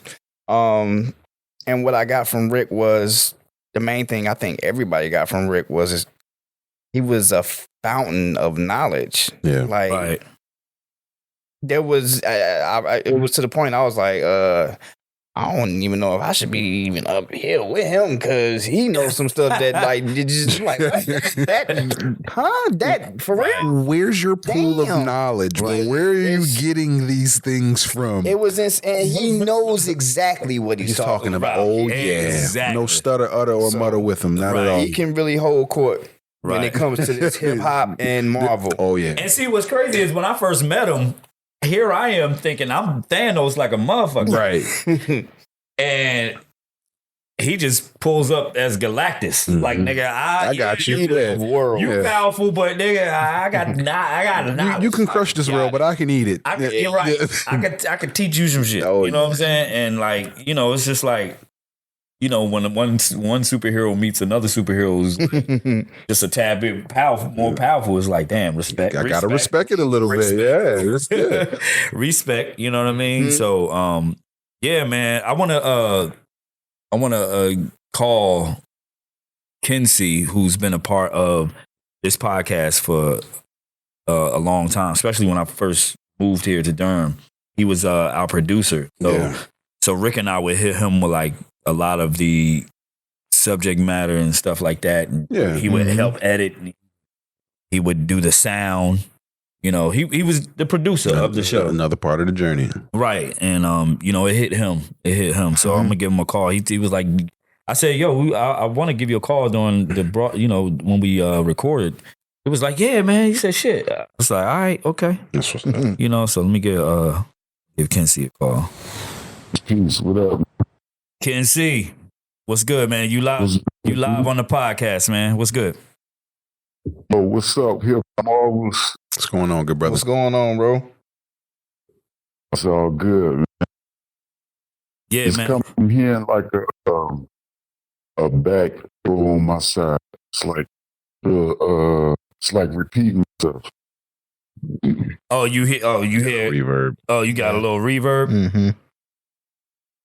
Yeah, like coming back, but slow. Voice real slow. Oh yeah, I hear it. And plus it's kind of choppy or whatever, but yeah, I just wanted to get you to say a couple of words about Rick, man, to get you on the line. You know, I was letting Jig and Pat know that you were a big part of and still is, man, like, you know, with your support and everything. But you're a big part of, man. Yeah, with us starting off, you know, as being our producer and whatnot. You know what I mean? Yeah. Taskmaster Brother Voodoo. You know what I mean? Man, Taskmaster, y'all gave me. I got 2025. I gotta rehash that name and come back. Gotta rehash that name, yeah. Yeah, but yeah, man, it's a little back from what we started. It was, just working at the hotel, just genuine, man. Yeah. Trying to do something positive and, and hip hop is still going strong, man. I'm proud the way it's come out, man. It's beautiful, dog. Yeah, man. I definitely gonna appreciate it. Man, gonna live on the show with the Did You Know? Oh yeah, for sure. We definitely. I was telling them, we definitely. That's not going nowhere. We definitely. It's still going to be Rick's Did You Know? Has to keep that name now. Yeah. Rick's Did You Know? And that's his segment. That's how he's still with us. In spirit with the podcast, man. That's what we just going. We gonna have to embrace it like that. You know what I mean? Yeah. But Without, man, I'm excited to see what y'all coming for 2025, man. Motivated and one love, man, to everybody, man. Yeah, we appreciate you for sure. Yes, sir. Yeah, I'm gonna get what you can. I know we talked yesterday, but I'm gonna get with you and whatnot, and I appreciate you. Yeah, you know, I'm still working on that. I'm gonna be sending it to you. Hopefully today I'll finish it up and okay, that link. Okay, bet. All right, be easy, bro. One love. Take it easy, good brother. Peace. Yeah, that was Kincee. Yeah, it was a little reverb on there, a little technical difficulty, but I got the gist of what he was saying. Yeah, for sure. Saying. So yeah, one time for Kincee. But yeah, man. The second is his arrangements and everything. And so yeah, I'm definitely gonna be there for that. See him off one last time. But yeah, man, I'm gonna miss my bro. Yeah. Yeah, one time for Rick, man. Sure. That's crazy, man. That's still just makes you reevaluate what you're doing, how you living, and your health and all, you know. And it's crazy you say that. It's a guy he's a collector, but he collects sports cards out over in California named Peter Packman, another person that was pivotal to my early success on Instagram. Okay. But he started 100 burpees a day, 366 days ago. And this motherfucker looks like an action figure now. And I'm like, and I said that to him. I said, bro, you looking like the football cards you collected. I said, you need to slow down a bit. And he posted something the other day. And I'm going to be honest, I thought he was about 29, 30, 31. Yeah. This motherfucker 41. I was like, shit, I don't have no excuse. We're the same age. I was like, God damn it. I seen this nigga's 41. I was like, shit, I gotta get up. I gotta get up. Literally, when I saw it, I threw my phone down and I started grabbing my weights. My wife was like, what's wrong? I was like, nothing, I'll be back. I came downstairs and just started banging them. Bang, bang, bang, bang. Excuse though. I was telling Pat before we started, you know what I mean? Pat got the gym and I'm asking him about memberships and all that. And like you gotta be a member to go there and stuff like that. And he's like, nah, just roll with me. Yeah. I said, man, now I have no excuse. You literally telling me like roll with me and you can go to the gym. Yep. You know what I mean? So there's no excuse. My eating habits, I have to watch, and us as you know how us niggas get, man. We disagree with doctors. We don't like doctors. We don't like, it's been a minute since I got a checkup. Like, I'm slipping, bro. I ain't gonna hold you. I ain't gonna hold you. I've been doing real good with mine. No, kudos to you. Like, I need, maybe, you know what I'm saying? But this is why we could fellowship, man. Because I can get pointers, on what to do. You know what I mean? Because I'm human. It get hard, man. I see, I look at this damn, like, chicken basket with like seafood and shit over here, and then I'm like, do I do this or do I do the chicken basket or whatever? You know what I'm saying? Like we were saying, like I was saying, it's not really so much that has something to do with it, but our main issues I can say for as black men or as black people as a whole, is our portion control. True. That's like we overdo it. Yeah, we do. Like, we eat to get full. Yeah. And in all honesty, we're not supposed to do that. Yeah.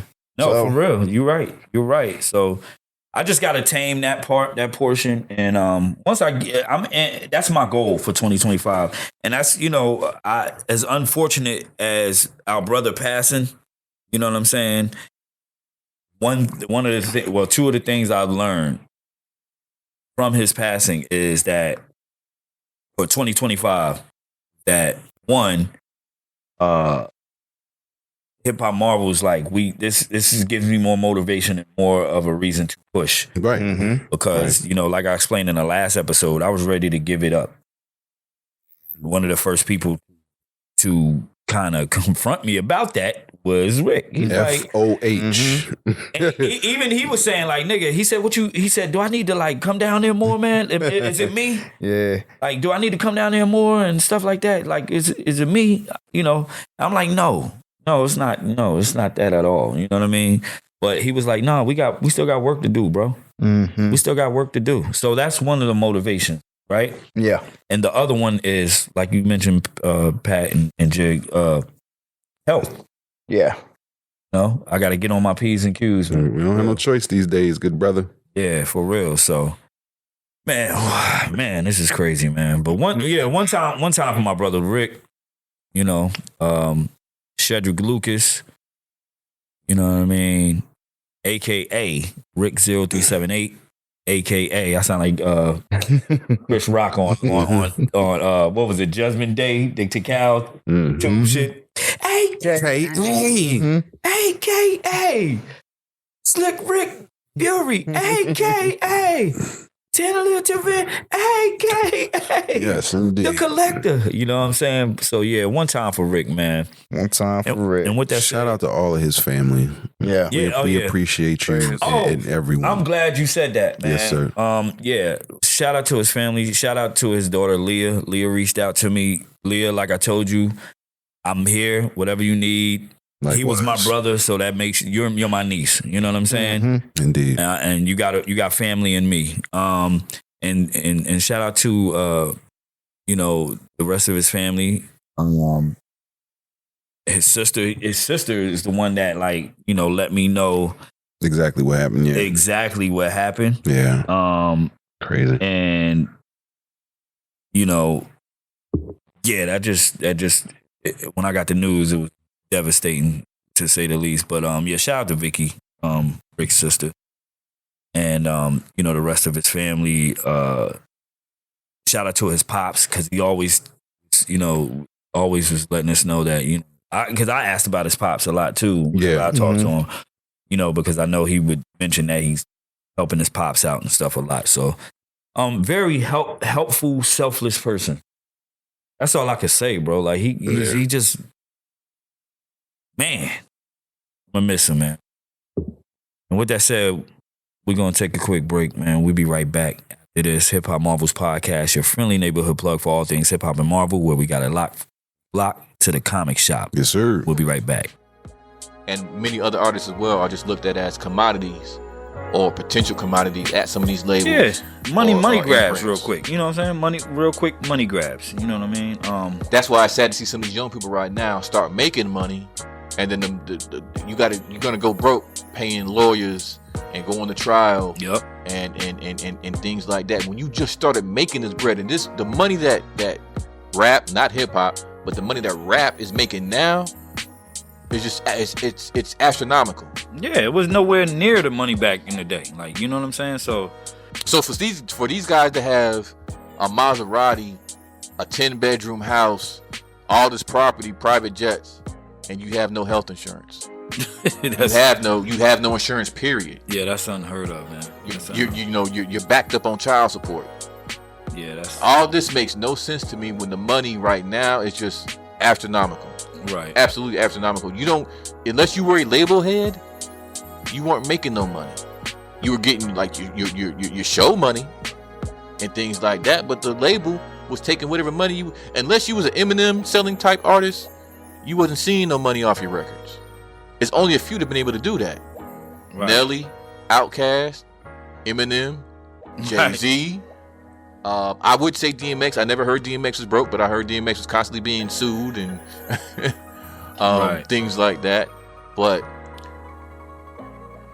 just aside from the health issue, I think you also have to be financially literate. I'm not saying that you have to have the knowledge of being a financial advisor or a day trader, but you got to know how to add, subtract, multiply, and divide. If you can't do that, right. So you broke. But yeah.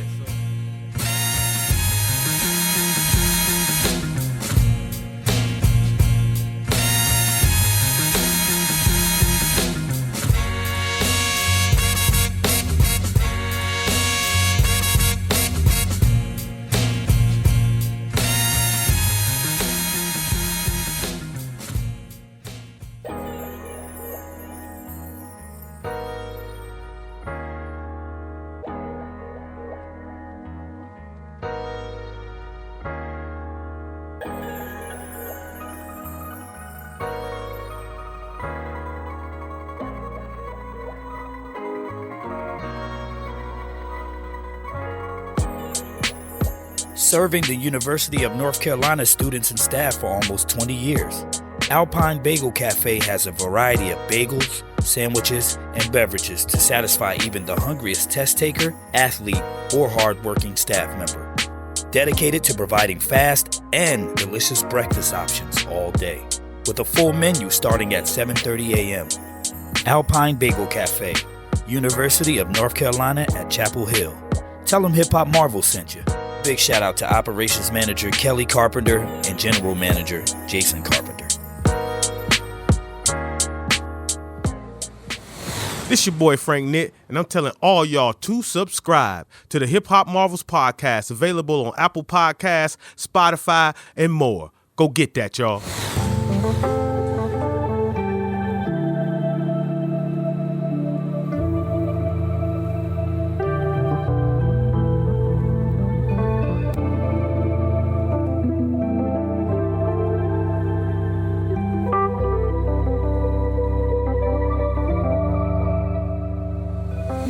What's good? It's your play upon the 2 Chainz, you feel me?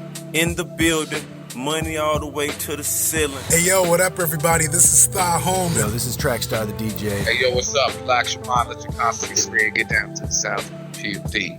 This is Paris Smith, legendary rapper, PFD. Rocking with Precise Politics. Yo, what up? This is DJ Clips. Hello everybody, this is Jennifer Duval. It's your boy Sheik Luch.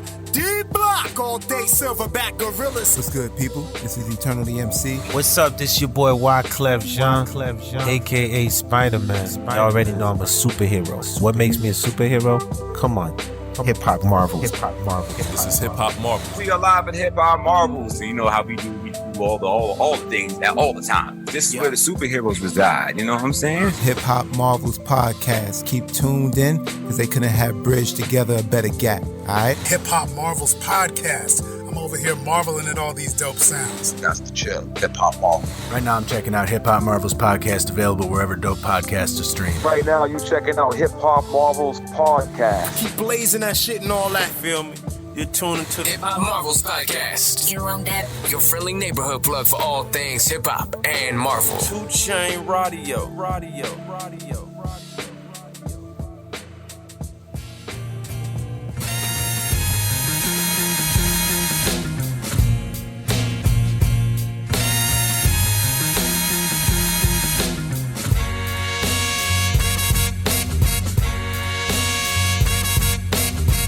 And we're back. Hip Hop Marvels podcast. Your friendly neighborhood plug for all things hip hop and Marvel, where we got it locked from the block to the comic shop. That's right. Please remember to listen, share, rate, and subscribe everywhere you get your podcasts across all platforms. And don't forget to hit us up on our social media. That's at Hip Hop Marvels, X, Threads, and Instagram and IG. And Facebook, Hip Hop Marvels, all one word. According to Jig, we're now on TikTok. The TikTok Hip Hop Marvels podcast, all one thing. Yes, sir. Yeah, but I mean, hopefully they don't shut the shit down because remember they was saying shit about shutting. Yeah, banning TikTok and shit. Yeah. You know what I'm saying? But yeah, we're there. Patreon soon come. And a lot more dope things for 2025 soon come. Last part of the year. You know what I'm saying? Last part of 2024. Our last one of 2024. It's been a short, long year. Yeah. A lot of crazy shit going on this year. And a lot of dope shit, too. Indeed. I'm not just going to, like, make this whole shit negative. You know what I mean? It's got to be a balance. Yeah, got to be a balance. You know what I mean? And my man Thanos is about that. You know what I mean? Right. He's all about that. All about balance. All about balance. Because I wish I could snap half of these motherfuckers out of here, too. You know what I'm saying? But my girl would definitely agree with you on that. Right, for real, man. Because I tell my wife all the time, I hate people. Yeah. You know what I'm saying? But I'm the same way. I love people, but I hate people. I'm you know the same way. Oh, yeah. Like, I like being around people, but I don't like being around people. Mm-hmm. If that makes any sense. It does. You know, so. 100% it does. It does. You know, so. Yeah. Like I said, one time for Rick again. R.I.P. R.I.P. Rick. Our bro Rick. Slick Rick the Ruler. Yeah, we're going to miss you. Big shout out to the Squadron Supreme once again. Everyone, yes indeed. You know what I'm saying? Terry E, Brandess, Wizzy, your genius partner. You know what I'm saying? Hell yeah. Everybody that can make it. And most of all, shout out to you, the hip hop Marvelites out there. Thank you for rocking with us all year. And you know, I know this is a continuous cliche thing that everyone says, but nigga, like, just rock with us. We got some shit coming for 2025. Yeah, we do. We definitely got something. I can't, you know what I mean? Like, Can't stress it enough. Yeah, it's just goodies in store. Yeah, I can't stress it enough. And at the same time, I'm not even gonna beat around the bush, like, to let you know what we got. But we got some shit coming. Yes, it is, good brother. Yeah, appreciate it. Yeah, parched. Yeah, we wet the whistle. But yeah, so we got a lot of shit coming. So stay tuned to that. And, you know, once again, hope you guys are having a great holiday. We're going to get into our top hip hop albums of 2024 list. So if you've been rocking with us for the past few years, you know that collectively we come up with our top 5, but individually we come to the episode with our top 10 albums this year that we, you know, our personal list, because us here, you know, at Hip Hop Marvels, we don't really fuck with lists like that. I can't remember off the top of my head. There was an episode that me and Rick did, and the title of the episode was called "List Me with That Bullshit." Okay, yeah. It's one of the earlier episodes, and in that episode you'll see why we, you know, disagree with lists. Because, you know, most publications try to make that law, and it's not really law. Lists are very subjective, and over here they're subjective because we're coming with our top. We didn't say this is the top, right? The top, or this is the law. These are our top favorite albums, and then collectively we're coming up with our top favorite albums of the year.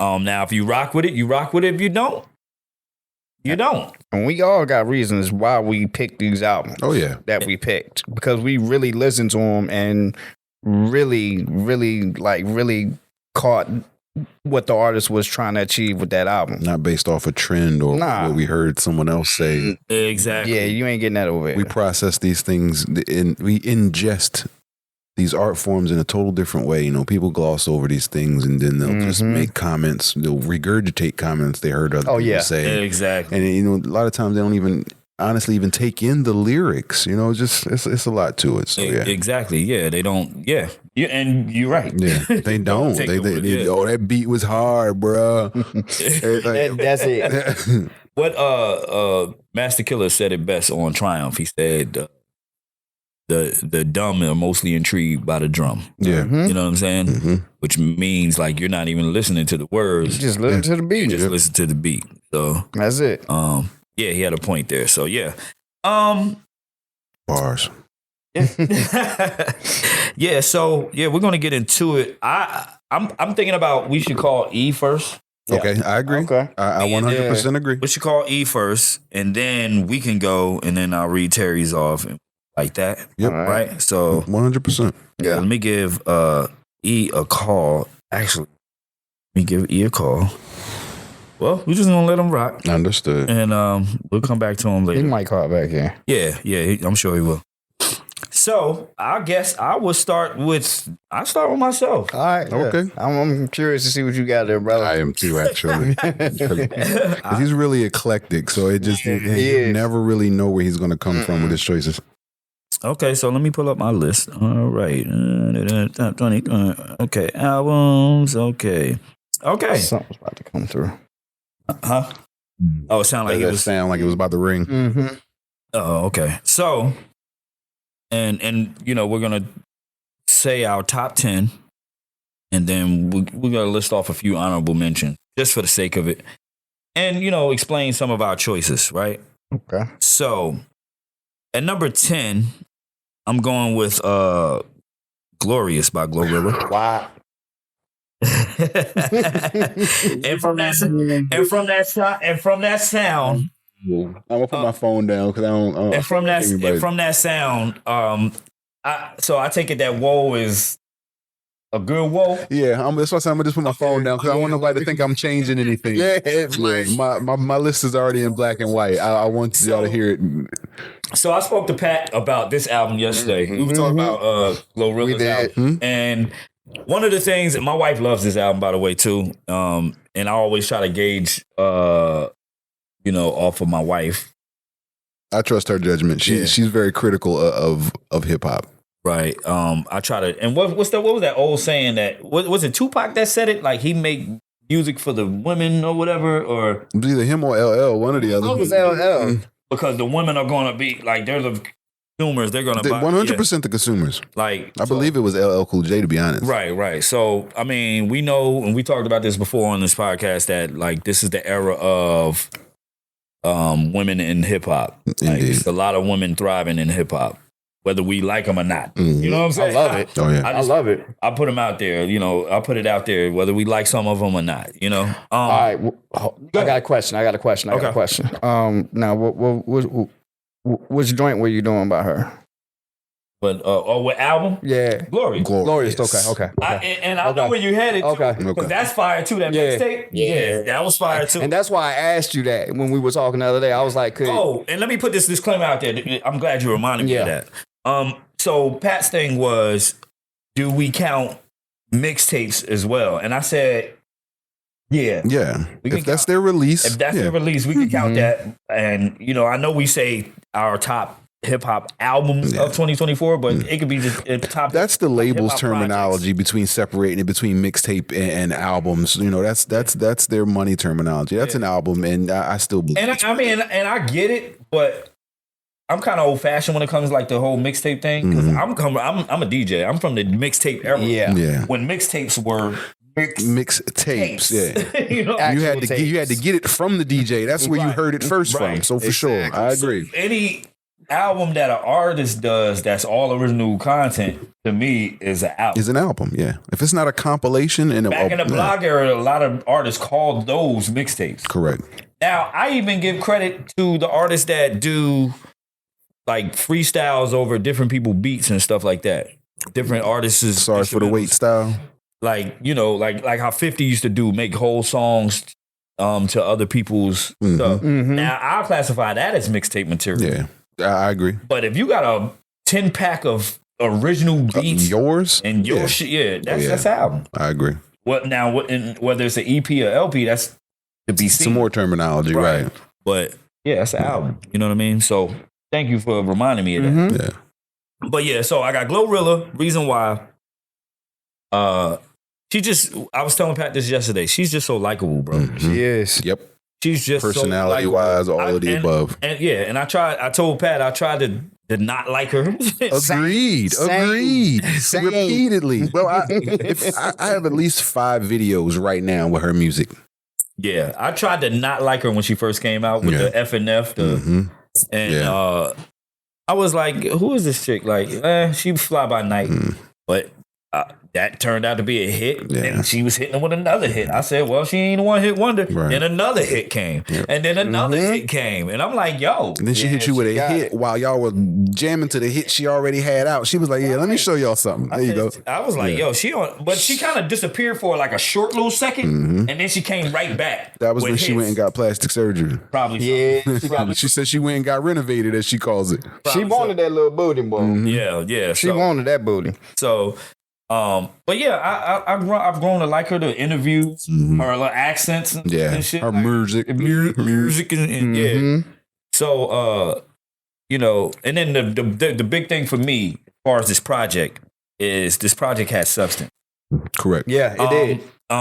It stayed true to the ratchet nature, but, and like I said, I like all types of hip hop. You know what I mean? Sometimes I'm in the mood for ratchet shit. But her album had substance, and that's what separates her from the other women, rappers out there that are in that lane. She has different types. She has the joint You Don't Deserve My Friend with Money Long, where she's talking to her friend letting her know, like, yo, you need to lead this nigga. She has storytelling, all of the above. Mm-hmm. She got the inspirational joint on there with Kirk Franklin. Whenever her and Meg get together, it's a party. Mm-hmm. You know what I'm saying? Like, beat slap. Yeah. Like, it's just, I mean, it's hard not to not like that album. You know what I'm saying? So it's fun. Yeah, it's fun. Yeah, it's a that's fun album. Literally the word I use for it. It's fun. Yeah, it's a fun album. So I got Glorilla. The next one I have is One of One by Gunna. Okay, it's a good album. Yeah. A lot of people. Oh, look! I see that face Pat giving. Chagrin. Pat's giving me a face, and the reason why I say is because this is the second album after this dude got out. Yeah. Now, whether this nigga snitched or whatever, I mean, I don't know. I mean, Thug's out now, and nothing's being said really, so I don't know. But some subliminals was they were shot out there. They were shot, but not via social media. Until I'm a very set in stone type of nigga. You know what I'm saying? Until something set in stone. But my thing is to this is, you know, when he got out, people thought he wasn't going to do shit. Like, he wasn't going, you know, and he hit him with that album. I forgot the name of that album. The one he came out with. The one with Fuck You Mean on it. Yeah. Mm-hmm. Mm-hmm. Yeah, the one with Fuck You Mean on it. Yes. I forgot the name of that album. Me too. But then everybody was like, well, can he do it again? And I'll be damn it. Yep. He did it again. Do it again. So that's why I got to put that. And it's some beats, like his beat selection is crazy. It's bananas. Some of those beats. Like the One of One joint I'll be listening to, I'll be like just in the car vibing. Yeah. You can barely make out what he's saying. Right. But I'm just sitting there like, it's a vibe for me. You know what I mean? So that's why I have that up there. So yeah, the One of One. And I almost missed that because I thought it didn't come out this year. I thought it came out last year, but it came out this year. Mm-hmm. Next for me is Benny the Butcher and 38 Special, Stabbed and Shot 2. Now this album, solid. Crazy. 38 Special production. I'm like, I've always liked his production. But like I'm peeping the growth. Like it's getting even better for me. You know what I'm saying? I love the grittiness. I like when these two collab. And I think it's one of the hardest projects that came out this year. Like as far as like street shit. Right. Yeah, it's one of the hardest. And I love the fact that they did like special edition type shit. Like with the album. They had like a gun, like a gun USB. Okay. You know, that looked like a gun and shit. And like you get like a special cover with like blood on it and stuff. Oh, that's wild. Yeah. They was doing some wild shit with like the packaging and stuff for the fans. So I definitely appreciate stuff like that. You know what I'm saying? I got, let me see where I'm at. Let me see, 10, 9, 8, 7. So my number 7, wait a minute, hold on. 1, 2.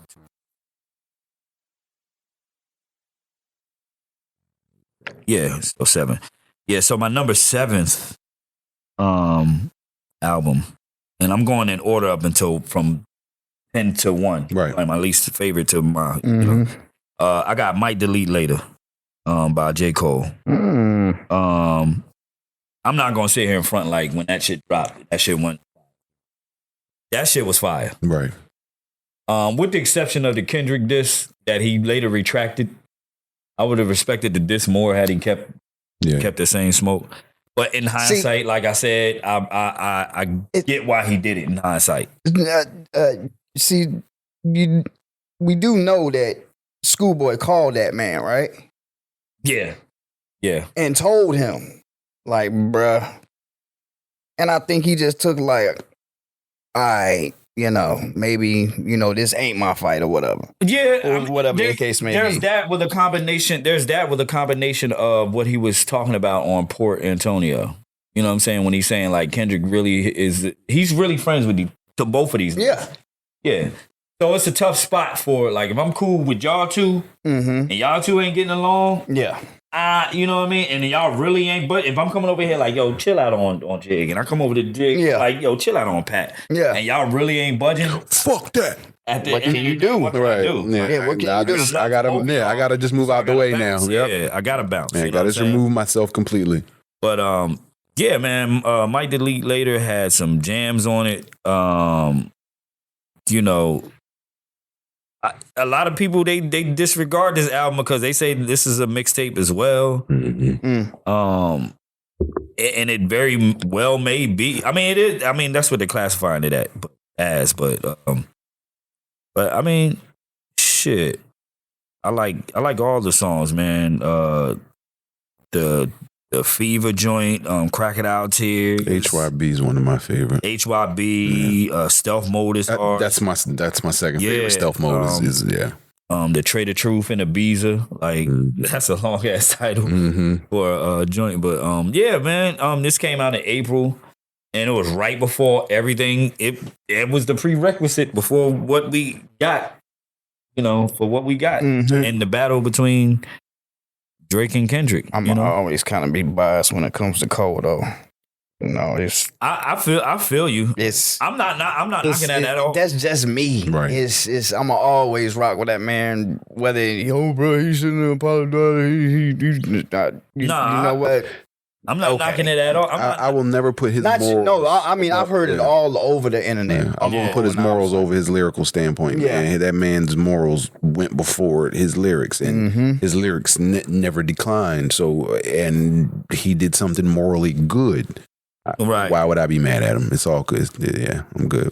I mean, and I want to say this: if Cole really wanted to go there, if he really, really, really, really wanted to.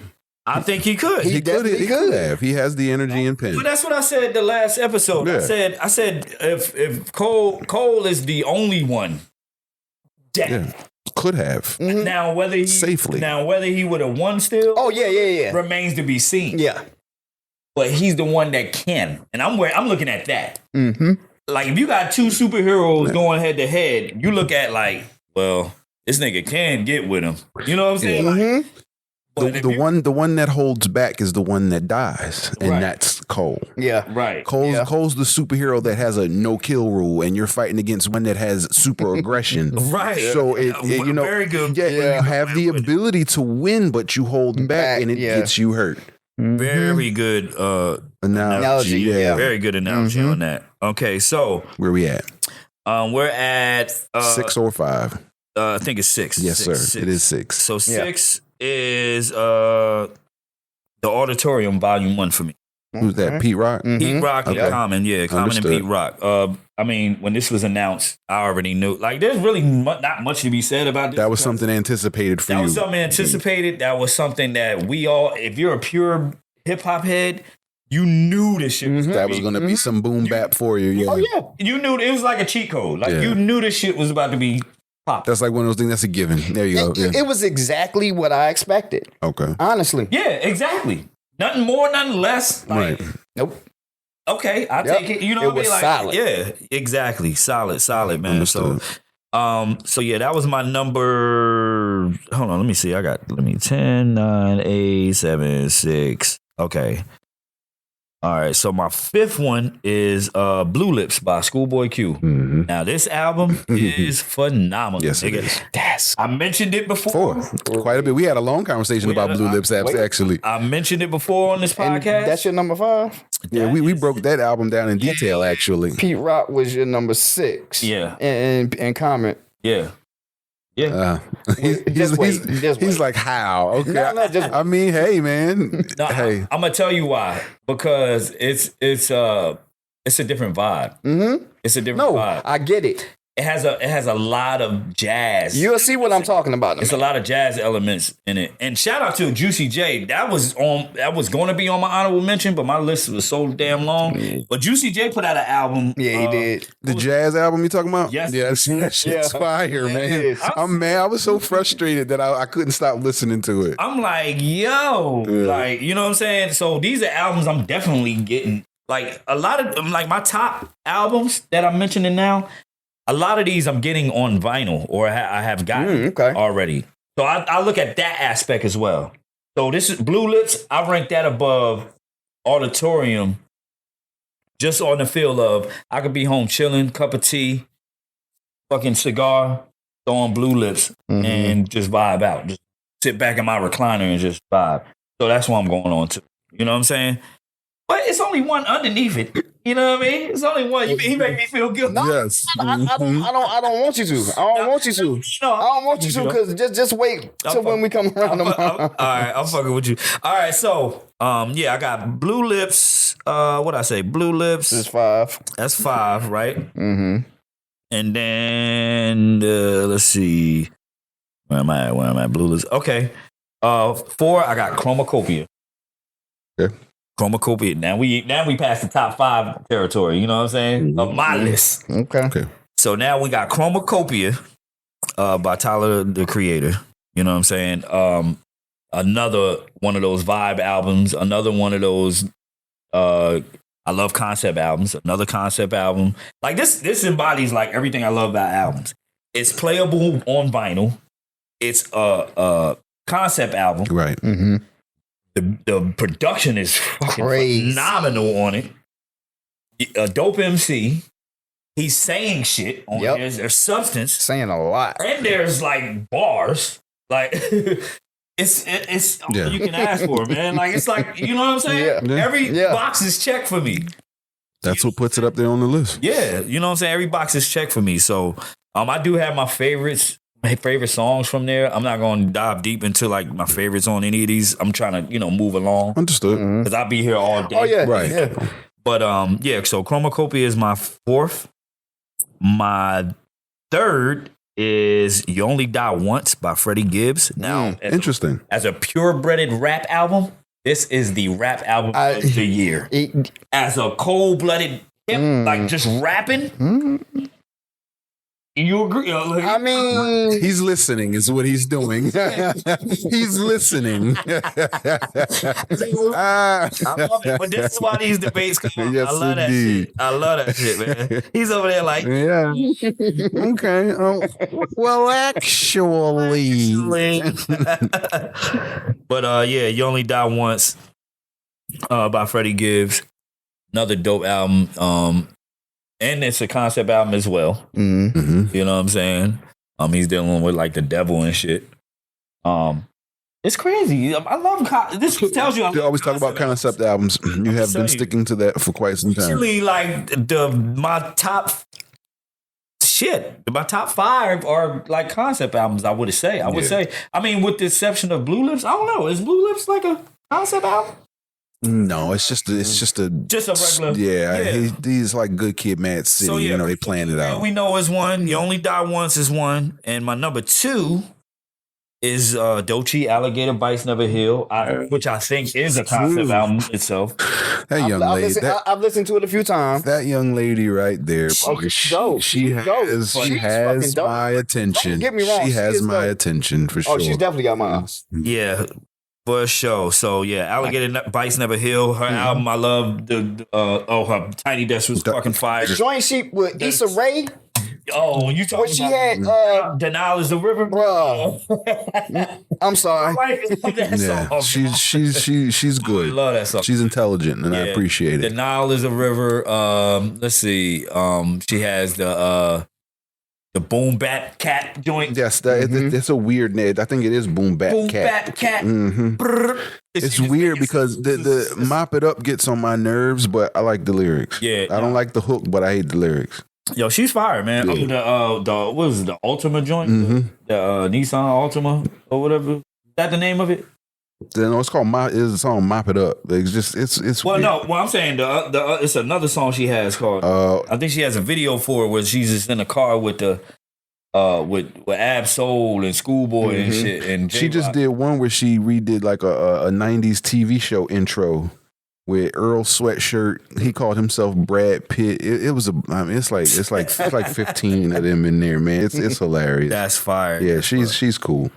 Yeah, so I got Alligator Bites Never Heal, and my number 1, of course, is Kendrick Lamar, DNX, which is a concept album. No? Yes? Yeah. It really is. It is, right? DNX is like, if you really break down the album and GNX. But isn't that the same thing with the minivan on Good Kid? Good Kid is a concept album, though. I agree. Some of the best albums. That's why I'm a concept album dude. Like, you know what I'm saying? I agree. I'm a concept album guy.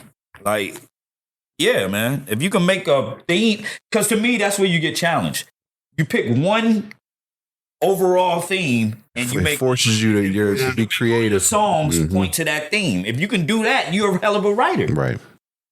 You know how many albums that are out now that just got 10, 12 songs of just randomness. And it's just everywhere. Yeah, randomness. There's no flow to it. It's no build. Yeah, I understand exactly what you mean. Prime example. And I like one of the songs that he came out. I'm not too familiar with his catalog. And he was a different breath of fresh air, differently. Like, I mean, as far as like the hood type shit goes, but Bossman D-Lo. I was too.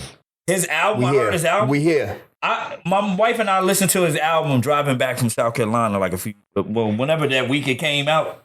And I told my wife, I said, every song he's saying the same shit. Exactly. I said, I can't listen to a whole album of this. Like, did y'all see that joint? Maybe one or two songs be hitting, the beats be hard. I'm like, all right, I can tolerate one or two of these songs. But he saying the same shit. It's in a different way. You're saying the same shit. This nigga said, my wife was like, how many times he gonna say dog shit on each of his tracks? Like, he said, I talk dog shit, like I talk big dog shit or some shit. Like, you know? Did y'all see him when Wallow was talking to him about song structure and how it goes? Songs used to be 3 minutes and now he was saying, he was like, yeah, my shit a minute and 30. Yeah, a minute and 30. And on to the next song. Said, I'm in there and I'm out. Like, man. I'm like, ain't even saying shit. But you know what? If it's a minute and 30, that other minute and 30 for the second song should have been with the fucking first. Yeah, right. Should have a minute and 10 is the hook that he's saying 8 times. All you doing is taking this nigga album probably maybe 30 to 45 minutes. Right. All you doing is slicing up a 45 minutes. It's a gospel song. This nigga do podcasts in his song. Nigga making clips out of his fucking song. Sound bites and shit. Nigga, what the hell? Right. Holy shit. That nigga podcasting. Yo, artists out there, stop podcasting your songs. Right. Nigga, stop making a fucking hour album and making clips out of them shits, talking about the same That's shit. all they is. Clip, nigga. Like, stop it. That's it. A whole album of intros. Right. Yo, I was listening to this album. Skits, yeah. Look, the first 2 songs came on his album. And I'm off on the tangent real quick, but first 2 songs came on his album, and I'm like, all right, these rocking. By the time the third song hit, I said, he said that. Yeah. We've been here already. He said that. Yeah. I'm like, yo, why are we here again? Like, you could have did a 2-song fucking maxi single and he called it a day. Like, you know what I'm saying? Damn, he roasting this man. That's crazy. I love it. I fucking love it. Man. Like, I love it. Yeah, I love it. But it goes to my point. So, yeah, GNX is my number one. Understood. Okay. And, yeah, I mean, that goes without saying. I don't even have to say anything. I mean, GNX is... And like I said earlier, I'm sure it's on number one on many of our lists. Yeah. And I'm sure it's going to be at the top of the collective Hip Hop Marvels podcast top 5 list. Right. You know what I'm saying? GNX is just I gotta agree with that one. GNX is just a well-rounded album. I mean, from the joints on there to, you know, the features with, you know, he had SZA on there twice with songs. The fact that it's so West Coast. This is the undeniable album. Yeah. You know what I'm saying? So, yeah, that's my top 10. Okay. Nice. That's my top 10. Solid one. Solid. Yeah. Y'all fucking with that list? Yeah. Yeah, no, that's great. Hell yeah. Most definitely. Bet. All right, so we'll go to Pat since he was so anxious. I'm anxious to hear this. All right. It's crazy. It's crazy. All right. So with my list, go from your 10. That's what I'm doing. That's what's being done anyway. And I'll just keep track of go from 10 to all the way up to 1. Yeah, all the way up to 1. My bad. All right. No, you good. So with this, I needed to stop being stubborn and step out of your comfort of my comfort zone. And okay, and listen to some other stuff because I'm trying to cultivate a sound of a different sound of for myself. So I need to step out and give some of the newer heads a try. You never know. You can get some inspiration. Yeah, you know what I'm saying? Of course. Get some inspiration. And I did. I can't say I didn't. I definitely did. All right, so I'm going to start this off. My number 10, Glorilla. Glorious. Mm-hmm. And that's crazy. My main reason, the album was fun. It was I ain't gonna stunt. It was ratchet, but it was fun, and she was actually saying something.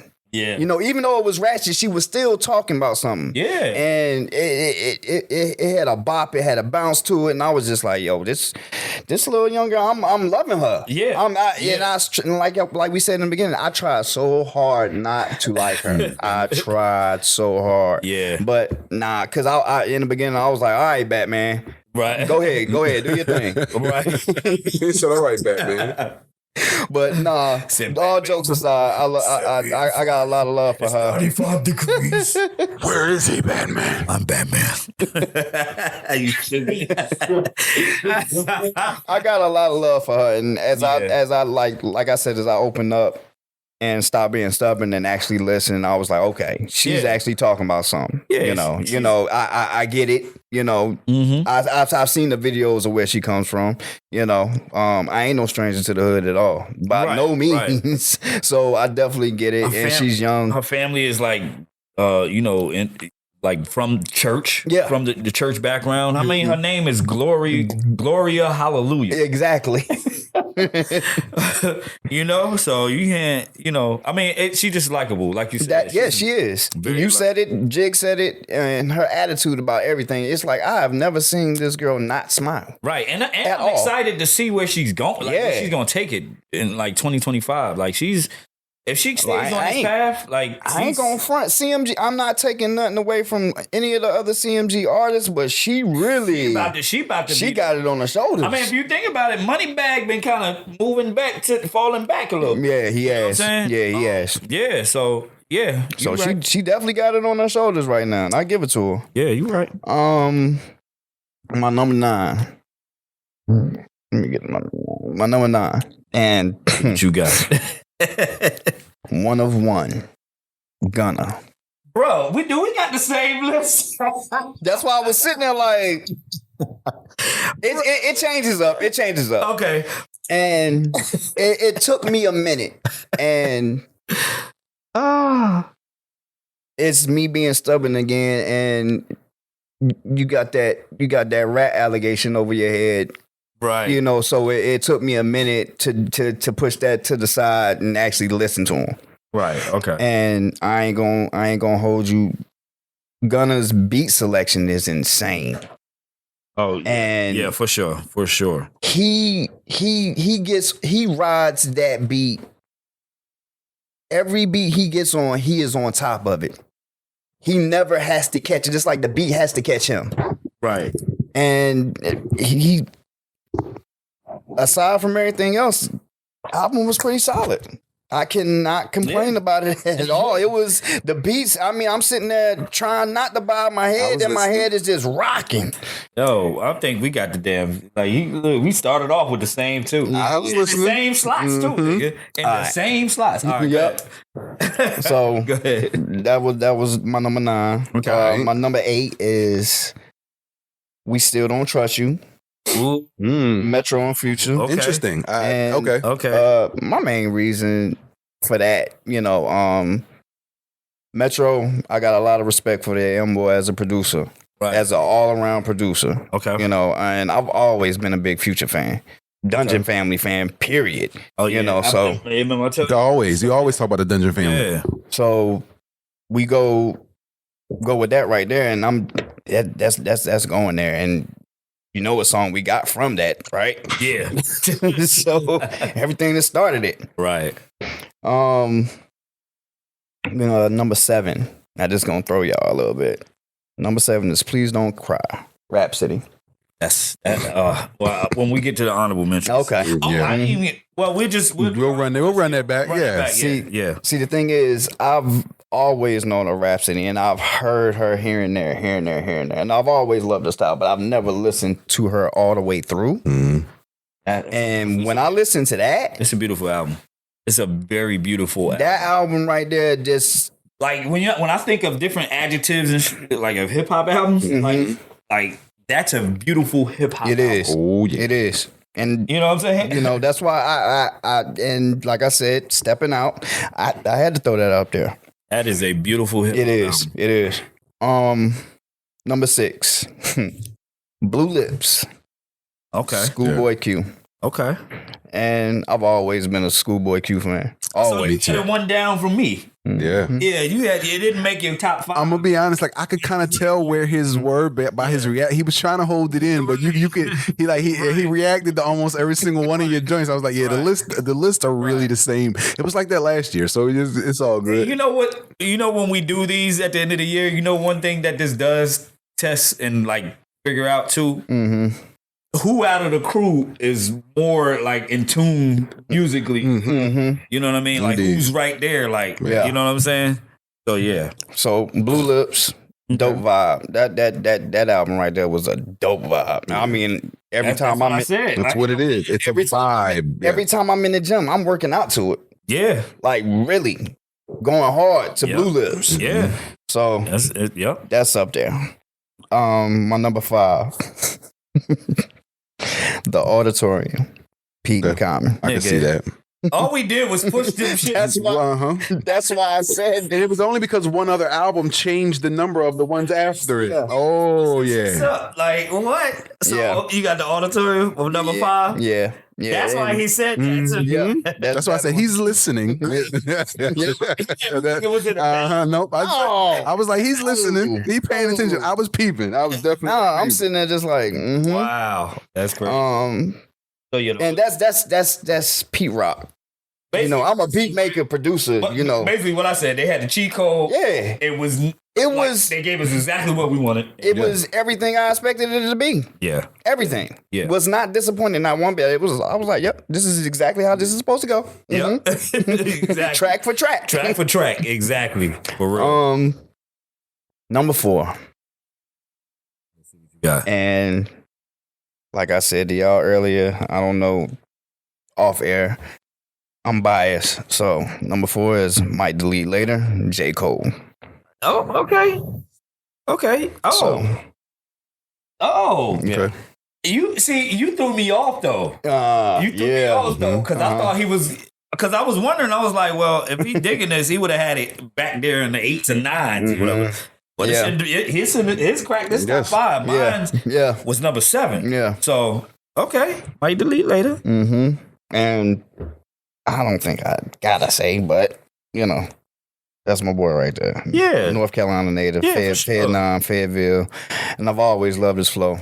You know, ever since I heard Jay bring him out on stage that one time, and he spit what was it? A 16? Yeah. That he spit. I don't even think it was a 16. No, I think he did a song. Didn't he do like Turn Off the Lights or some shit? No, this was way before that. Way before the Turn Off the Lights thing. It was like Jay just brought him out on stage, and I think I want to say he probably did about 4 or 5 bars, and that was it. And everybody was after that. Yeah, we got J. Cole. I remember when he did the Green Lantern joint too. When he announced he was on Rock Nation. That was hard. But yeah. Now we to the top 3 joints. And this might throw y'all too. Number 3, American Dream, 21 Savage. 21 Savage, okay. That's the album with Red Rum on it. Okay. That's an easy listen. Oddly enough, I ain't mad at that. No, it's an easy listen. Yeah, for sure. I only had to skip like 3 on there. I got my reason, and I'm gonna tell y'all why. Because I remember when 21 didn't rap like that at all. And everybody was on top of him, like, oh, he's next up, and I just didn't know what everybody was hearing. Right. I really didn't. I was just like, him? Right. He's next up? My brother was like, yeah, bro, he it. And I'm like, all right. And over time, I seen him grow. To this album right here, oh yeah. I can say now, yeah, he's definitely that one. And that's why I put him as my number 3. Okay. I rock with the young boy. Okay. Number 2, Chromacopia. Oh, I already know what number one. Tyler the Creator. Okay, I ain't mad at that. I mean, Chromacopia made my top 4. Mm-hmm. So I They ain't cracked it. Yeah, I ain't mad at that. I ain't mad at that at all. And number one, GNX. K Dot. That's crazy and work. We've already said, of why. I don't think I need to say it again. That album was, man, that was needed. It was definitely needed. It was unexpected. Right. And I'm still listening to it like he just dropped it last night. And it hasn't aged, which is odd. It hasn't. No, it plays like a CD, like you got back in the late 90s. That's all you had, and you had a Walkman, and that's the one CD you had, and you were okay listening to that shit over and over and over again. It was new every time you listened to it. So yeah, for sure. Exactly. Chicken and Beer was that for me. Ludacris. Oh yeah, Chicken and Beer was that album for me in high school. Wow. Damn. Yeah. That was a good album. That was a good album. That was a good. That was a real good album. Chicken and Beer was that CD for me, man, start to finish. I had just got back from Iraq when that album came out, nigga. Damn. Chicken and Beer. Wow. That was a dope album. That's crazy, man. That's back. And I'm not even trying to like reminisce, but I remember the albums that came out at the time. But my ex-wife at the time, when we were first dating, I remember I was sleeping in bed, woke me up by throwing a bag at me. So she went to the record store and she threw a bag of CDs at me. Like, hey, I'm damn near hit me in my head. But. Damn. So I look in the bag, and it's Chicken and Beer. It's I want to say it was Chicken and Beer. It was the RZA Bobby Digital album, the second one, I think it was. Okay.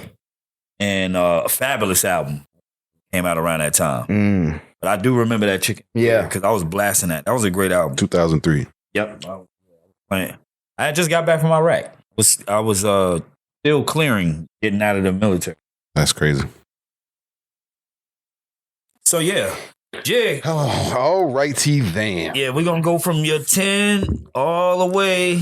All right. So my number 10 is Take Care, BX the Plug. Came across this randomly at work one day. They were out there playing it, and that's what made me go in and listen to the rest of it. And that is a fire album. I was able to listen to it more than once, and I he's young, so I can't really relate to everything, but it's easy to listen to. It didn't annoy me. A lot of the young stuff annoys me, and the fact that I was able to keep replaying it throughout after hearing it, it made my listen. I like his producer too. He's very samples. He's very simple. Yeah, right. But it works. But the samples are like Wave flips them. It's very simple though. I feel like he changes the production for BX's raps, and it just flows better. He bounces. You know what I'm saying? He does. He bounces the beats around with his rhymes and his cadence. Like that whippet shit he had with. Yes, absolutely. Crazy. Did you hear the Christmas shit? Yes. I might have to add that shit as the one of the Fantastic Four. Yeah. Or whatever. But he sampled the and killed it. That's nigga, what? I use that. That's a good joint. Yeah. My number 9 randomly is Lupe Fiasco, Samurai. Yes. I've always been a fan of his. He's been concept album too. 100%. And the concept is his life. He's dedicated the past maybe like 15, 20 years to trying to actually be a real samurai. So but it's a twist to the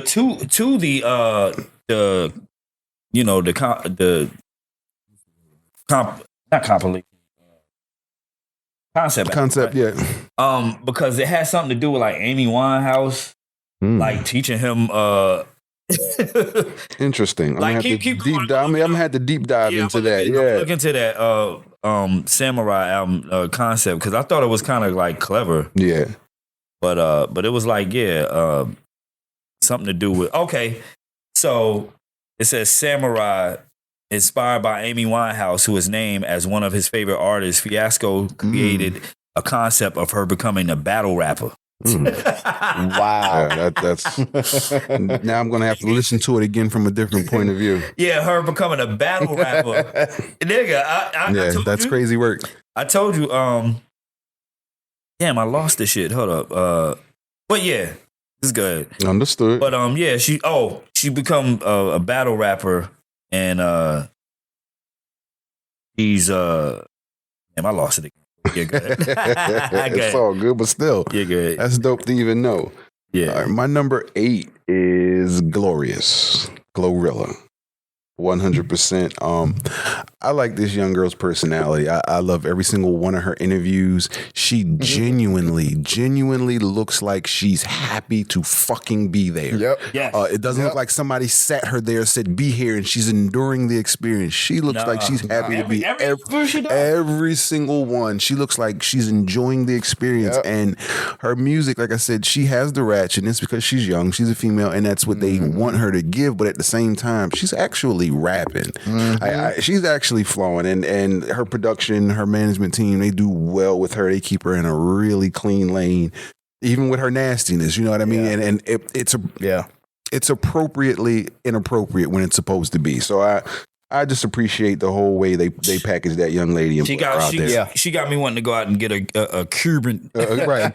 Cuban on Cuban. I shouldn't have asshole. Cuban chain. Yeah. I love her music. And so the next time I do an interview. Right. Right. Absolutely. Right. Yeah. So I love her music. It's dope. And it's crazy. Every interviewer, like they can't help but giggle. You can't because you know she's not faking. Like that's just her. So I appreciate it. Yeah. My number 7 is Force, LL Cool J. I know that's not on there as much, but because he gave a little bit of what we've been missing, and nice. You can, I feel like he declined maybe 0.5, but that's it. The man been around forever, but just that 0.5 of a decline, that's fantastic for what and where he is in life. I love the album. Most definitely. 100%. Yeah. So LL, keep rocking. Number 6 is Blue Lips, Schoolboy. Oh, okay. What got me for him was how frustrating it was to learn how to listen to Schoolboy Q. You can't guess his cadences. You don't know what he's going to do. You hear the beat and think, yeah, absolutely. You hear the beat and you think, oh, he's going to ride this way and he's going to do it a whole different way. My man, literally, but I love that. That's my whole point. Like, he will literally come in on a bar 2 beats after the bar was supposed to start and then finish 1 beat early and then come in on time on the next one. So it's like, you don't know. So it's like you literally have to listen to what he's saying. Yeah. You can't just bounce with the beat. You got to listen to Schoolboy, and like he funny as fuck. Yeah, his timing is bananas, and he just says some of the most outrageous shit, and I appreciate it wholeheartedly. Just naturally. He is comically. He is very, very, very comical. I'm comical. Excuse me. Top 5 territory. All righty, Dan. All right, now.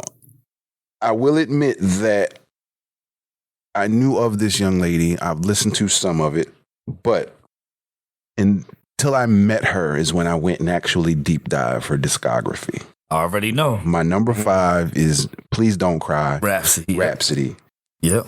Beauty in artwork, bro. Like, oh man, her delivery, her timing, her enthusiasm, her you can hear the genuine nature of her rhymes in her rhymes. She loves to rhyme, like it, and you feel it in all of the way she puts across her raps, and I think that's fantastic, man. Again, shout out to Rhapsody. I appreciate you letting me take that picture with you. Number 4 would be Alligator Bites Never Heal, Doechi. Hey, what's up, wifey? Good. How you doing? That's number 4. I'm relatively new to this artist. Clearly, she's been around for quite a bit. I'm just be honest. I came across her on 2K25. Okay. She's wait a minute, she got a joint. Oh, she has like 3 or 4 songs populating that soundtrack in there. Because a lot of people think like this is her first like she just came out of nowhere. Nah, she's been around for a minute. She's been around, and I kept hearing the songs, and then when you go through the soundtrack in there, you can actually see who was what. Right. And I saw how many tracks she had, and I'm like, this is actually spitting. Hold up, who is this? Yeah, nah. And then I came across the Tiny Desk, and I was like, oh yeah. And then I seen this. She did a performance on Stephen Colbert, where she was her braids were tied to her backup dancers. Yeah, it was just. I gotta say something about her afterward. Yeah, it's some of the most artistic shit I had ever seen, man. I just thought it was dope. Nah, she's fire. Yeah, the fact that you got your top 5, you got Rhapsody and her. Yeah, it's fire. My number 3. And all right, my 3, 2, and 1. I fought so effing hard, and this is again, it's going to be repetitive because you can clearly see that our crew we vibe on the same wavelengths. All right, my number 3 is Might Delete Later, J. Cole. Just hands down, I listen. That album starts my morning most times. I always start off with HYB, then I go to stealth mode. First thing in the morning, I'm making pots of coffee. I'm pretending I got bottle service. I'm bringing out coffee and shit. That gets me motivated to set up my restaurant in the morning. Okay. I always love J. Cole and his crew when they're together. I always love the way they rhyme. It's always fun to hear them together. But Might Delete Later was great. I am disappointed he removed the Kendrick diss. I understand, but that was a great song while he had it on there. And even if you could have still apologized, backed out, and left. You could have left the disc, because people heard it already. Man, people who downloaded it still have it. I think we're gonna be. I think he's gonna redeem himself. We got the last Dreamville ever coming up. Yeah, you know what I'm saying. The last Dreamville ever. Maybe he might do a summer jam screen type situation and just blow everybody out the water at some point. Who knows? All right, my number 2, Chromacopia. I was horribly proud of Mr. Golf. I've been a fan of Tyler, Haley, Jay, Wolf, all like just him, his ad libs, his evolution. Who That Boy is one of my favorite songs from him to this day. The other one, Don't Leave, It's My Fault. That song is honestly how I got my wife. I sent her that song one day randomly, and I told her to watch the video. I said, if you want to understand my personality, watch this video. It's that, yeah. That video was just all over the place. I fucks with Tyler. Tyler's great. And without further ado, without any reason to pretend, I'm writing it down. I haven't even said anything, and Dub is already writing. My number 1 album on my top 10 is Grand National. It's GNX, Kendrick Lamar. Now, there's been a lot of reasons on why that's everybody's top 10 album. That album does not age. From the moment it comes on with the mariachi singer lady, it just you're gone. You're in a place where he wants you to go to experience what he's about to tell you. The way the album goes up and down. Thank you, Baby Cakes. The way the album goes up and down.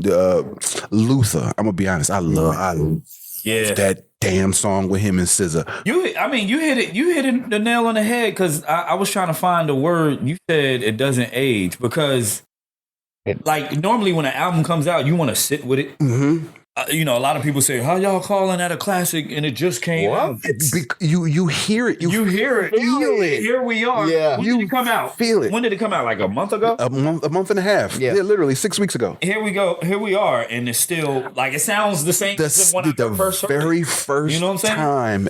Every time. And no matter how good something is, your brain literally starts to tune it out after a while. Yep. I can put that on at any given time. And let it run the whole way through. All the way.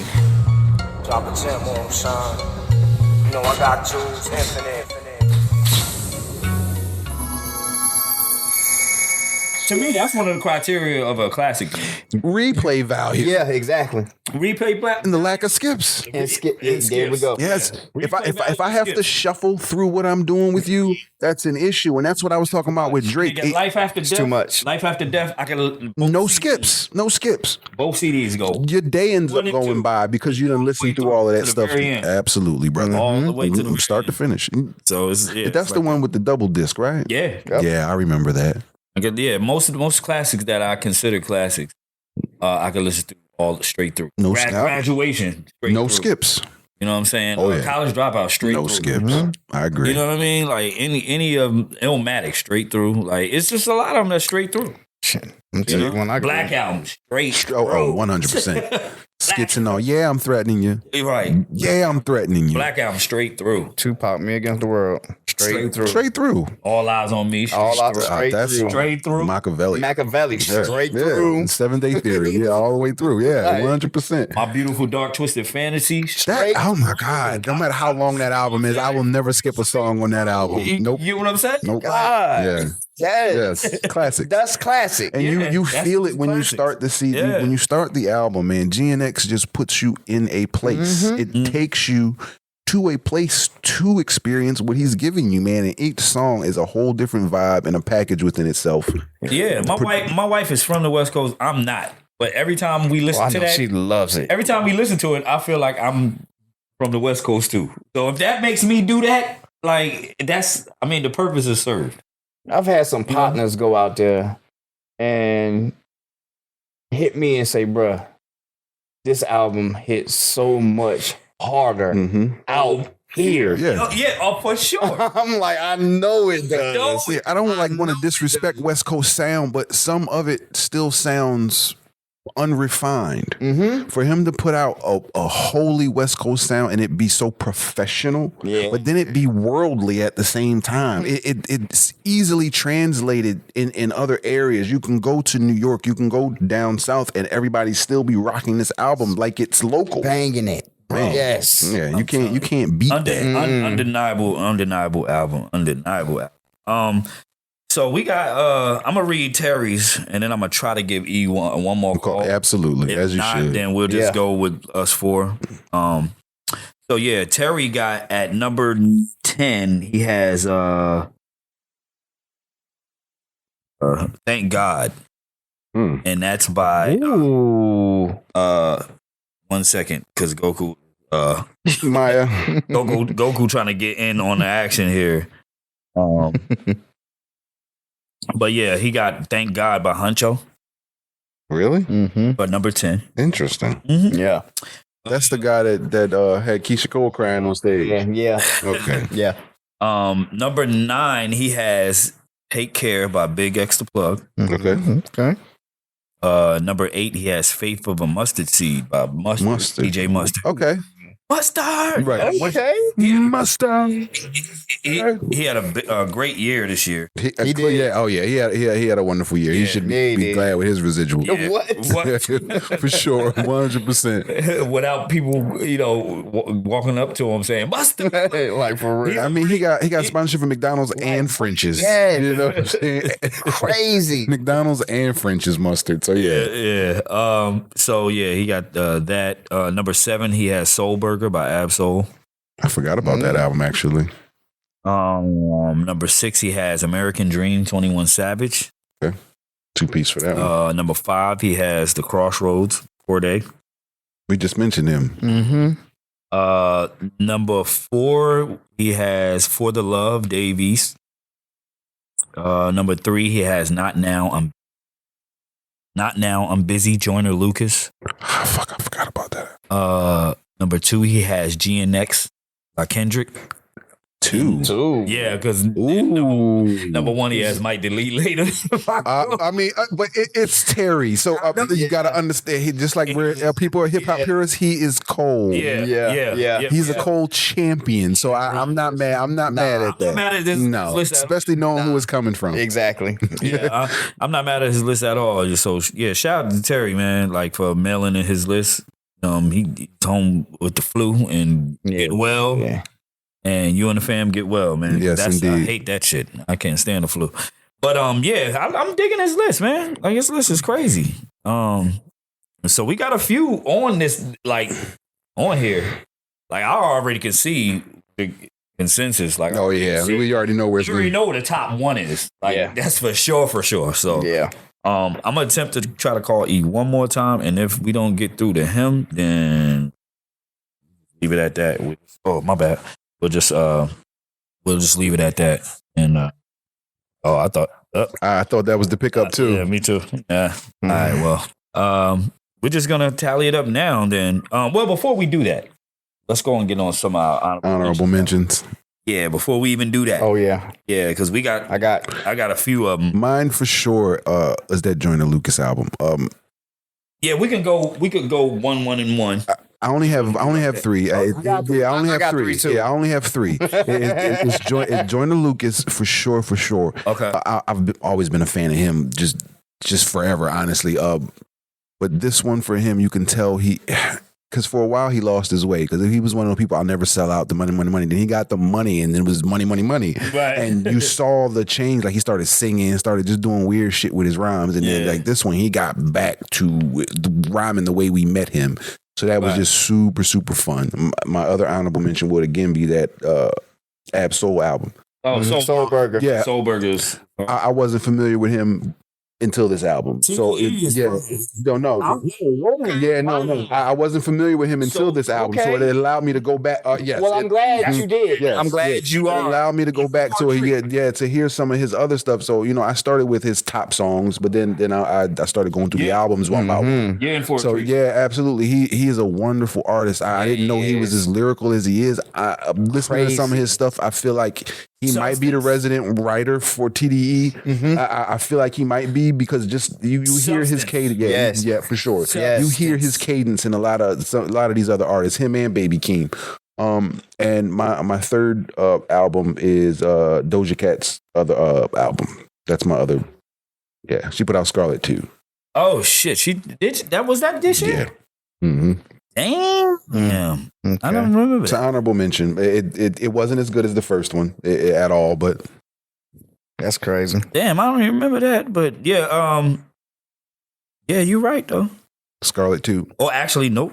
It was 2023? Yes. Yeah, September 2020. Understood. So that one we'll nix that one. So I have 2. Okay. Cool. You? All right. So I got 3 as well. So number 3 is gonna be Alligator Bites Never Heal, Doechii. Just like you with Ab-Soul. Yeah. I'm really just now getting introduced to her. Yeah. Okay, right.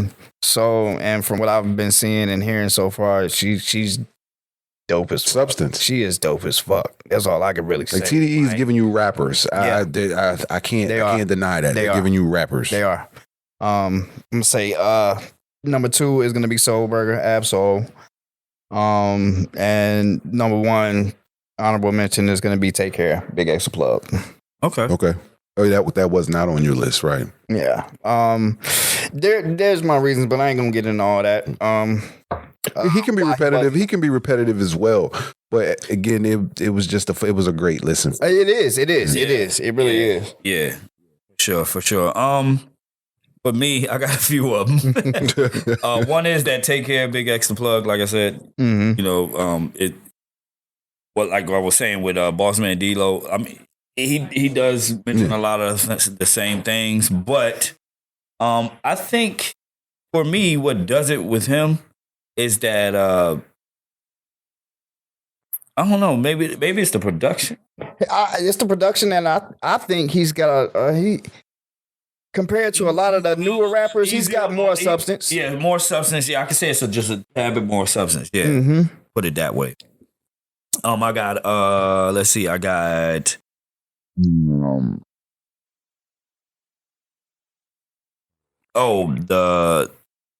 Corday album. What was it? Crossroads. So I got Corday Crossroads. I got Lupe Fiasco Samurai. Eminem, The Death of Slim Shady. The album was fire. Rhapsody, Please Don't Cry. Stress Eater, Everybody Eats. Okay. That's Czarface and Cool Keith. Damn, I forgot about that. Yeah, you sent me that on. You had posted something. I can't remember where you had posted that. I saw that. This is a local MC, OC from NC. He had a project called The Lost Cosby, and it was fire. Like you posted, you sent that too. I got that from you. What's his name? OC from NC. I got that from you. Yeah. Okay. Shout out to OC from NC. Check him out. Yeah, the Lost Cosby. He put out I want to say he put out like 2 or 3 projects this year, but like the Lost Cosby really stuck out to me. Yeah. Fire project. Shout out to him and Snoop Dogg and Dre, Missionary. Ghostface Killer set the tone. Blue put out an album. I love Blue as an MC. Blue, he has an album called Love the Ominous World. Rock Marciano and the Alchemist had the Skeleton Key. And Marcheology. And then Marcheology. That I kind of left Marciology, my bad. Yeah, Marciology. And then Redman, Muddy Waters. I saw that. Muddy Waters too. The Rocky album. I saw that on Rob Markman's page. Yeah. So, those are some of my honorable mentions. Nice. I mean, there's a lot of dope hip hop that came out. You know, it is. The Fat Joe album was, kind of dope. And it ain't taking nothing away from those albums. At all. I mean, if you these are just physical preferences. Yeah. Did y'all see the list that I sent to you guys? Like that had everybody listed on there. Like, like it was a lot of albums that dropped this year. It was fucking Bodie James, Graf, Juicy J, Raven Night Social Club that we just mentioned earlier. Big Hit Boy and Alchemist, Makami, Fashion and Little Vic dropped the album. Lotto, Sky Zoo, Keep Me Company. Soul Burger was in my was in my my honorable mentions. Yeah, as well. Love the Genius, Death of a Deuce, LL Cool J you mentioned earlier, The Force, Chez Noir, The Color Chocolate. I mean, it was a lot. Yeah, so many that came out that, you know what I mean? Kanye West and Ty Dolla $ign, Vultures. Damn, that's right. Vultures too, Vultures. La Russell and Hit Boy, Ransom. I'm gonna be honest, man. That young man right there, he's delightful. La Russell. Yeah. He is a delight every time he pops up on my screen, bro. Yeah, that's another one. All of his like backyard. That's another one, man. Like you can see he's happy to be doing what he's doing. Yes. Like he's a delight to see that guy, La Russell. Yeah, La Russell's he's fire too, man. JT City Cinderella, that's another one too. That was pretty decent. City Girls? But they're not. Okay. They're not together anymore. But everybody knew JT as the spitter of the group. JT, that's the puffy one, right? No, the other one. Yeah, that's Young Miami. Miami was the puffy one. Yeah. Okay, good. Puffy one. I mean, I'm thinking he talking about size and shit. Nah, I mean, wasn't she with the son and the dad, right? Did he? Yeah. I'm like, I don't remember her being puffy. Like that's crazy. Oh, yeah, stout. Right. Dad. Rotund. Yeah, right. That's crazy. All right, so I'm going down the list, right? So we have, let's see, one. I'm looking at, I'm going through the 10. See who has the most. Yeah, so we got one Glorious from me, one Glorious from Pat. I got Glorious on there too. Glorious from Jig. So that's 3 for Glorious. That's 3. Let's see, one of one. We got, I know that's 2. Because I got it and Pat has it. So this is 2. 2. Might delete later. I'm looking at the ones that I know appeared more than once. Might delete later. We have 1, 2, 3, 4. Damn. Damn. We might have to do it. That's crazy. So we have 4. See, this is why I wanted to get, because he would have needed another vote. Yeah. Right. Yeah. So we got 2 even. Yeah, we got 4 might delete later. We got 2 auditoriums. 2 auditoriums. 2 alligator bites never heal. 1. That was your honorable mention, but that was on his list too. Oh yeah, that's right. It was on mine and his. Yeah, both of y'all lists. That's right. We got 2 Take Cares. Hold on, Blue Lips. How many? 1, 2. I got Blue Lips. 3. I got Blue Lips. We got 3 Blue Lips. Chromacopia. I got Chroma. I got Chromacopia. 1, 2. We got 3 Chromacopia.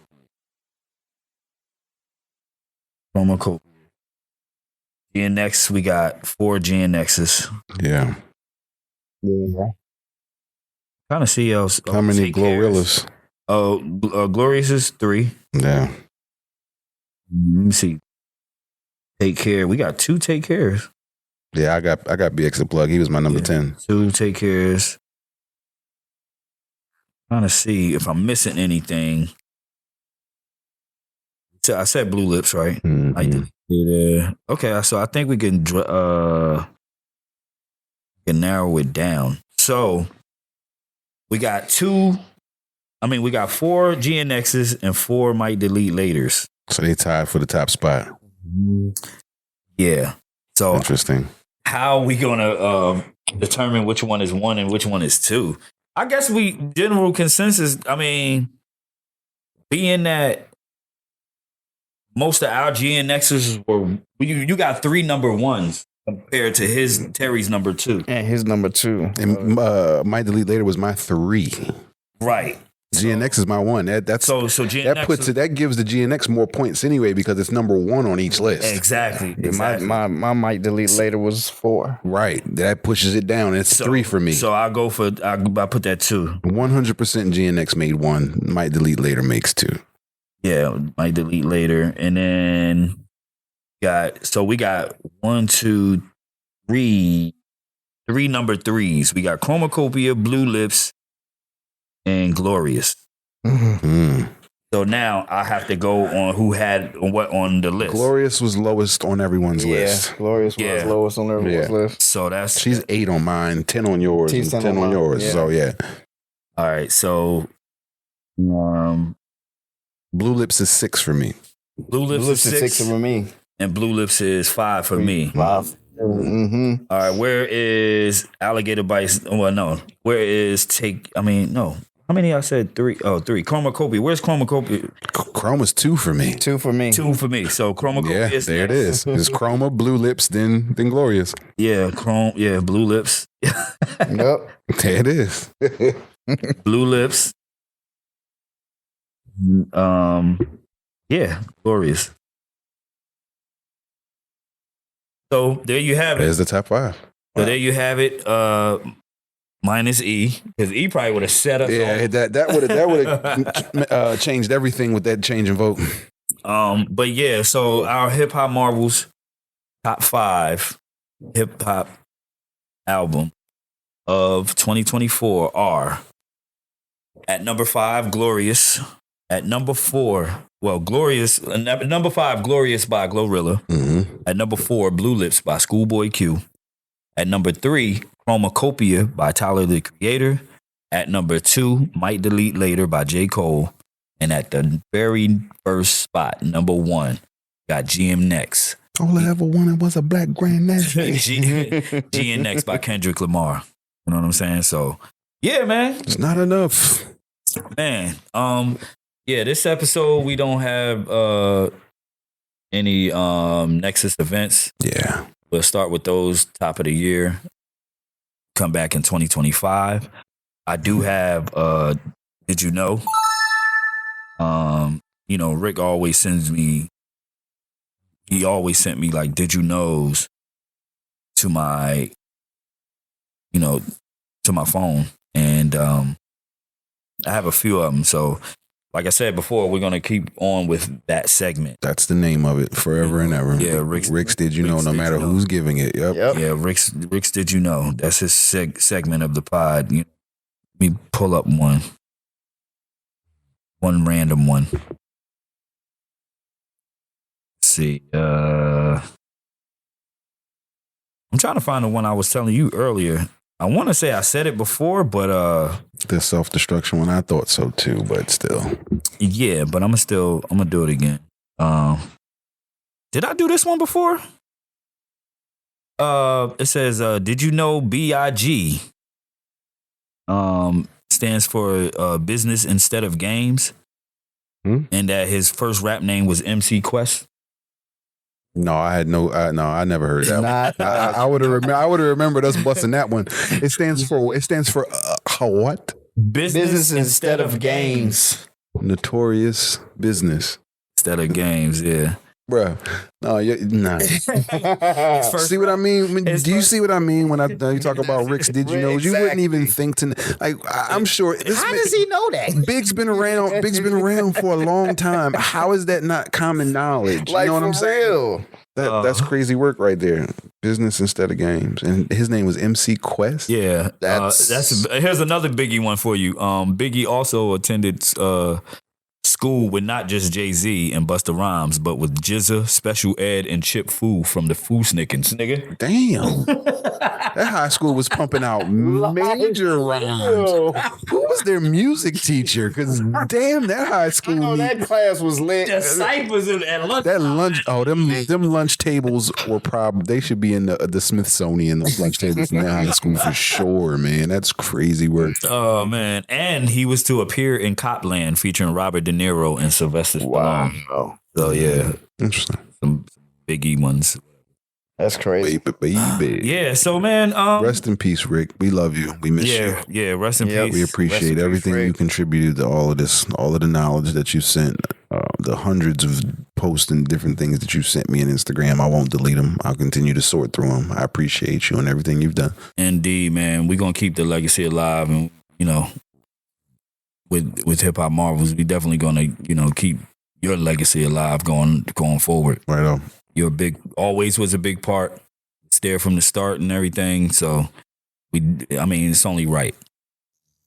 You know, we had plenty of talks, man. I got you. Just know I got you. I know you're not here anymore, but I got you. Right. Man. Anything else? It's been a good, productive episode. It has been a wonderful episode. Ugly Sweaters. I'm just glad we got to do it before the year was over. Yeah, for sure. We got to get this photo up after. Oh, yeah. We're going to bust it outside like we did last time. And for sure, I'm going to have our top 5 lists on as part of the synopsis when this episode drops. So, yeah. Be sure to listen, share, rate, and subscribe everywhere you get your podcasts across all platforms. Every single one. Check us out on our social media. That's at Hip Hop Marvels, X, Twitter. I said X, Twitter, and Instagram. X, Threads, and Instagram. Also, the TikTok is up. At Hip Hop Marvels Podcast. It's that simple. At Hip Hop Marvels Podcast. Hit us up at Facebook, Hip Hop Marvels, all one word. And Patreon will be up soon. Check us out on our YouTube. Don't forget to hit that subscribe button. Yes, sir. Yeah, man. Great episode. One time for Rick, man. One time for Rick. This episode's for you, bro. Yes, sir. Love you. Peace. We out.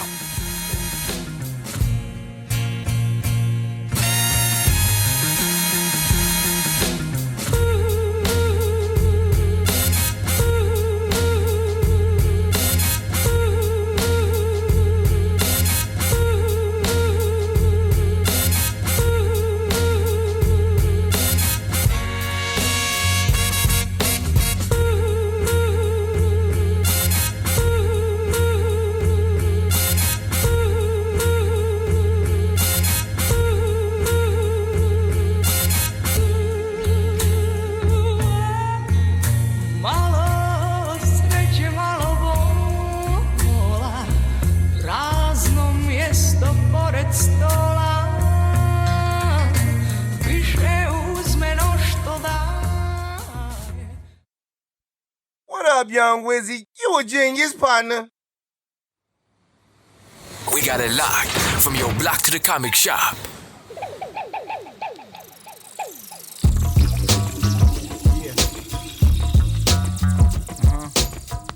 There's always more out there. Yo, what up, M? Maintaining, dog, trying to survive. Yo, what up, words? Chillin', waiting for this, now it's time. It ain't enough, yo. It ain't enough, yo. It ain't enough, yo. I got it all, still want more. We in control now, words of last emperor. We both vow to live it up till our bodies are lowered below ground. No bounds, it wasn't Magellan, it was my record selling that had me taught so much I proved that the globe's round. Giving y'all clowns the lowdown, imp with the raw skill, profound in showdowns, blown out the y'all kill. No doubt you all will. Hip hop to vaudeville, rock any hometown from Krypton to Smallville. And we sure will defeat you, and doctors will treat you. Likely IV needles to feed you, and your nostrils will need tubes. Have the hospital keep you once the oxygen leave you. People line up to see you in a box at a gospel cathedral. Ooh, you a monster, you evil to stretch them cats. And the artificial Botox injected rats. raps. Last steps a madman, words are just as bad. We saw the damage that he did down in Dexter's lab. Yo, what up, words? Cooling out, trying to gather my thoughts. Yo, what up, M? Tomorrow's not promised, forever's too short. It ain't enough, yo. It ain't enough, yo. It ain't enough, yo. I got it all and still want more. Yo, what up, M? Doing my thing, you know, making it happen. Yo, what up, words? No relaxing, taking it without asking. It ain't enough, yo. It ain't enough, yo. It ain't enough, yo. I got it all and still want more. They call me Gato Uno, some call me Top Cat. Never rock a top hat. Yo, cut it out, stop that. Come on, dog. I play on the block where it's hot at. Chaos and combat. I'm strong like a Cossack. Some try to hate cause they just ain't where I'm at. Girls around the way say I'm great, can't deny that. Kitty cat charmer, witty rap author. Words come in and thug it like Douglas MacArthur. Doubling as partners, huddle and start in trouble like Al Sharpton with dozens of black marches. Some of you rap artists front on the track, dumb and you lack smartness, so you mumble and yap nonsense.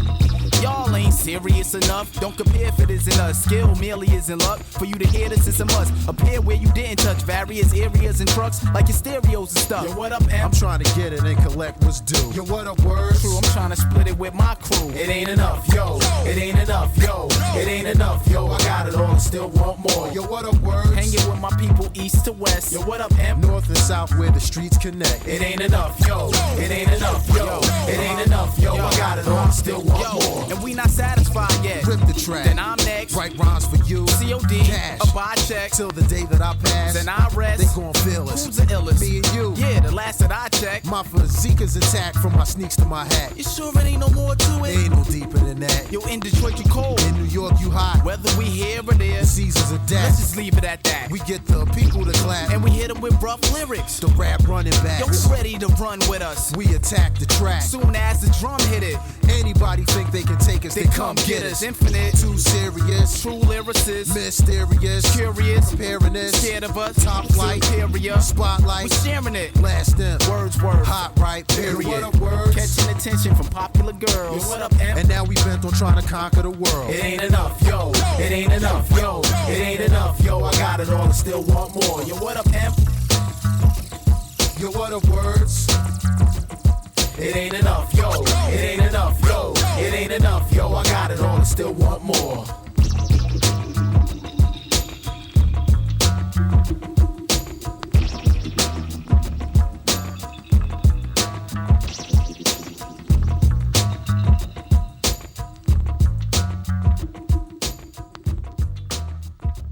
We got it locked from your block to the comic shop.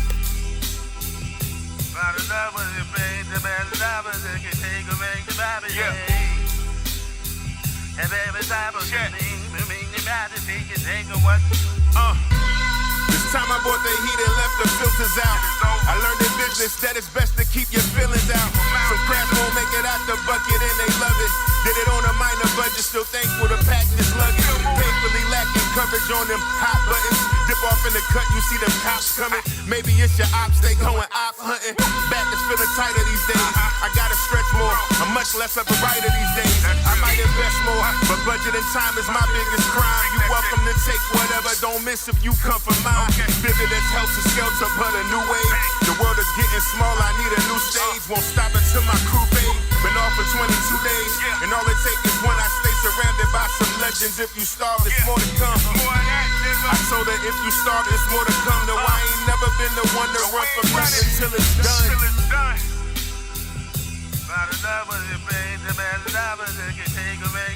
Yeah.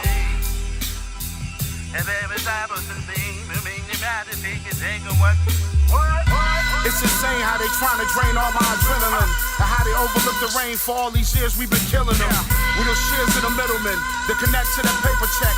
You invested that you made it back to the bank with that. We elevated much higher than a pigeon's forge. Talking consistent, put input on your vision board. Minerals, niacinamide, all the ingredients you've been itching for. They drop deposits, then we deliver more. Look, believe in yourselves while y'all are certain. And I know trigger men that shoot awkward as Halliburton. I've been moving with a purpose, every score so assertive. I prefer stationary, too much moving and make me nervous. I'm speaking in first person, this burden is on my own. And how something so chaotic appropriately set the tone. My name be etched in stone, make sure it's cursive manuscript. Pressure busting pipes, but we can handle it, handle it. We got it locked from your block to the comic shop. 4 stones in the LDs at the bottom. GA certified before I was GIA certified. Mr. M and Cash anytime you see me, you know. On feet records, play a duck to catch a duck, you know. Trigger niggas who trigger niggas, you know. Supercar driving, brush screen flying, designer wearing, golden child, you know. Wham. Weezy out of here. Let's go. Hopping off a plane to a Mac. 100-time platinum, fuck a plaque. Bulletproof, the tires run flat. Cut throat, I give him one chance. Slut her out and gave her one band. 25 cars, one man. Driveway like a mini dealership. He went sour, cut the business with him. Crack smoker, I was living with him. Weird hoes, I ain't dealing with them. Overseas, they love a real nigga. She don't like it, but she deal with it. Robbie's back to back, that's tough. Heroes round the corner, that's us. Putting on stuff, bitch, dress. Flip phone, black Nike tick. We done done it all with nicks. Boss man name on the check. These first ones come through trim. Dipset, Jim Jones, baller. Life of a fucking hustler, holler. She know not to text me, I'ma call her. Bro in prison, living through a pack. Feel well, I don't see a scratch. She ain't mine if she don't got me tatted. OCD me everything intact. Bitches tryna play me like I'm wet. Real P, I bet I go for that. Riding through the tray in all black. Pulling up on Pluto in the six. Hood full of dope slanging trickster. I come from that foe, I'm a real one. Yeah, nigga, King Spider back. I don't even believe I was locked up, for real, for real. I was having my way the whole time, fool. Know what I'm saying? 2 lamb coops, 4 lamb trucks. Pulling up, what the fuck? Make wrist finger slush. Order 100 G's, that's us. New rose color in that truck. Dog on the side like a bus. Shawty mad, ain't going back and forth. Never heard a rich nigga fuss. Heard these niggas going outside. Robbery truck came with a bag. Only fucking overseas shit. These US bitches kinda bad. College bitch, I made her leave a frat. Fuck my brother, gave the bitch a pass. Trapping in the studio, I'm glad. Break a bell, the jacket, get the trash. I was taught to pay a bitch to leave. I go Chanel for the fleas. 4 I'm at a time like a she. I been on a boat screaming ski. Saint Laurent, they bring it to the beach. She was watching key in Middle East. She snotted all the key. Got her screaming RP the key. Our niggas can't stand us. Dog it, put your mans up. Walked her down in land guns. Pocket full of grandparents. Old school the Trans Am one. Colored in the ambulance one. You good, your mans can't come. I don't give a fuck about nothing. Yeah. Hey, say gang, hope it don't thick like syrup. Elevator pad at the crib, shopping bags all on the floor. Never seen me twice with a hoe. Backyard vibes by the ocean. Driveway look like a car show. 350 million on the go. Custom leather Pucci on the dope. 50 birds a dog on my wrist. Cocaine jumping off my bitch. 32 shots with the glitch. Talking Vicks, then we talking Chris. Micro mini with a beam. Print the side holes and Celine. Dicking out the millions like a beam. Push a button and make your mama grease. Eat it up, she working for a boss. Out the country living like a boss. Princess cut ain't showing not a flaw. Graduated cooking up the raw. Pushing skateboard, Tony Hawk. Cranking up the car when I talk. Alligator heard me and stuff. Dropped $8 on the truck. Codeine bottles, they for us. Put them legal sticks on the bus. Off tour straight to the pit. 3 bad bitches getting hit. Solitaires made the eyes squint. Smell the dirty money through the vents. House full of dead presidents. Wham. Spider. Hey, say gang. Yeah. Oh, you wasn't expecting this. What up, y'all? It's your boy Mad Skills. I had a great year. I got nominated for a Grammy this year. Best spoken word poetry album. Yeah. The 7 number ones. Your boy Mad Skills. We got it locked from your block to the comic shop. I've been gone for a minute, now I'm back with the wrap up. Crazy ass year, so you know I'm about to act up. And it starts right now. It's about to go down. Tip Vegas to the A. The homie went crazy on that Super Bowl stage, A. And every song was a bop. Then y'all came for Jermaine and his lollipop socks. Snoop did the Olympics. Cat Williams told all y'all business. Club Shay Shay was a vibe. But Shannon Sharp really fucked it on live. And we don't wanna relive that shit. Damn, we ain't need to hear that shit. Andre 3K gave rap the boot. Y'all so whack, 3 stacks picked up his flute. And Nelly and Ashanti was back in the street. And Cardi said, you ain't about to offset my piece. So y'all about ready? Alright, let's go. Yeah, this the wrap up 2024. So y'all about ready? Alright, let's go. Bro, this the wrap up 2024. Shout to Shabuzi, Tipsy got love. Shout to Casanat, but we don't know what he does. Young black millionaires, yeah, I'm with that. But the hop to a girl, who the hell did that? Beyonce the queen, can't doubt that fact. Y'all was in the hood with boots and cowboy hats. Ben and Jen proved they the fallout crew. Dame Dash Chief was like, we gon' fall out too. And my Tesla robot gon' have me spoiled. Teach a shiny ass how to make a seafood boil. And I don't wanna hear a peep from Elon Musk. And that D-Way statue, come on, bruh. They not like us, cause we just listen and we don't judge. Y'all sat Biden down cause he wouldn't win. Kamala was like, alright, y'all come tap in. Sometimes you gotta pop out and show nigga. But baby, with Meg and Glorilla, and they tried to shoot Trump but they missed. And we was like, damn, that ear healed up quick. Like, did he? Really? But we couldn't prove it. Speaking of Diddy, he say he ain't do it. He was denying that all day. Woke up and saw Diddy in the hallway. So y'all about ready? Alright, let's go. Nah, this the wrap up 2024. Y'all about ready? Alright, let's go. Nah, this the wrap up 2025. That video broke my heart. You know how many people this gon' tear apart? That whole situation is sickening. And my thoughts and prayers are with the victims. But one thing I wanna know, what the hell was all the baby oil for? My granny done made that clear. One bottle of baby oil could last 3 years. And breakdancing was a failure. Y'all came for that white girl from Australia. I was like, I don't care who wins, as long as one have to sit through this shit again. Justin got pulled over, he was tipsy. The whole NFL turned to Swifties. I should be more demure, whatever that means. LeBron and his son did something we never seen. And by the summertime, it was real versus fake. And Kendrick came out and ran a number on Drake. And OVO was like, Drizzy, what we gon' do? And he was like, know what? I think we gon' sue.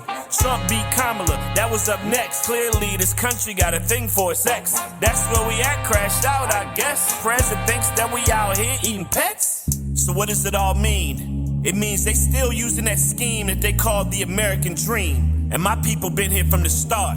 For 400 years, they've been giving us scraps. And we somehow turn that into art. And you telling us we ain't smart?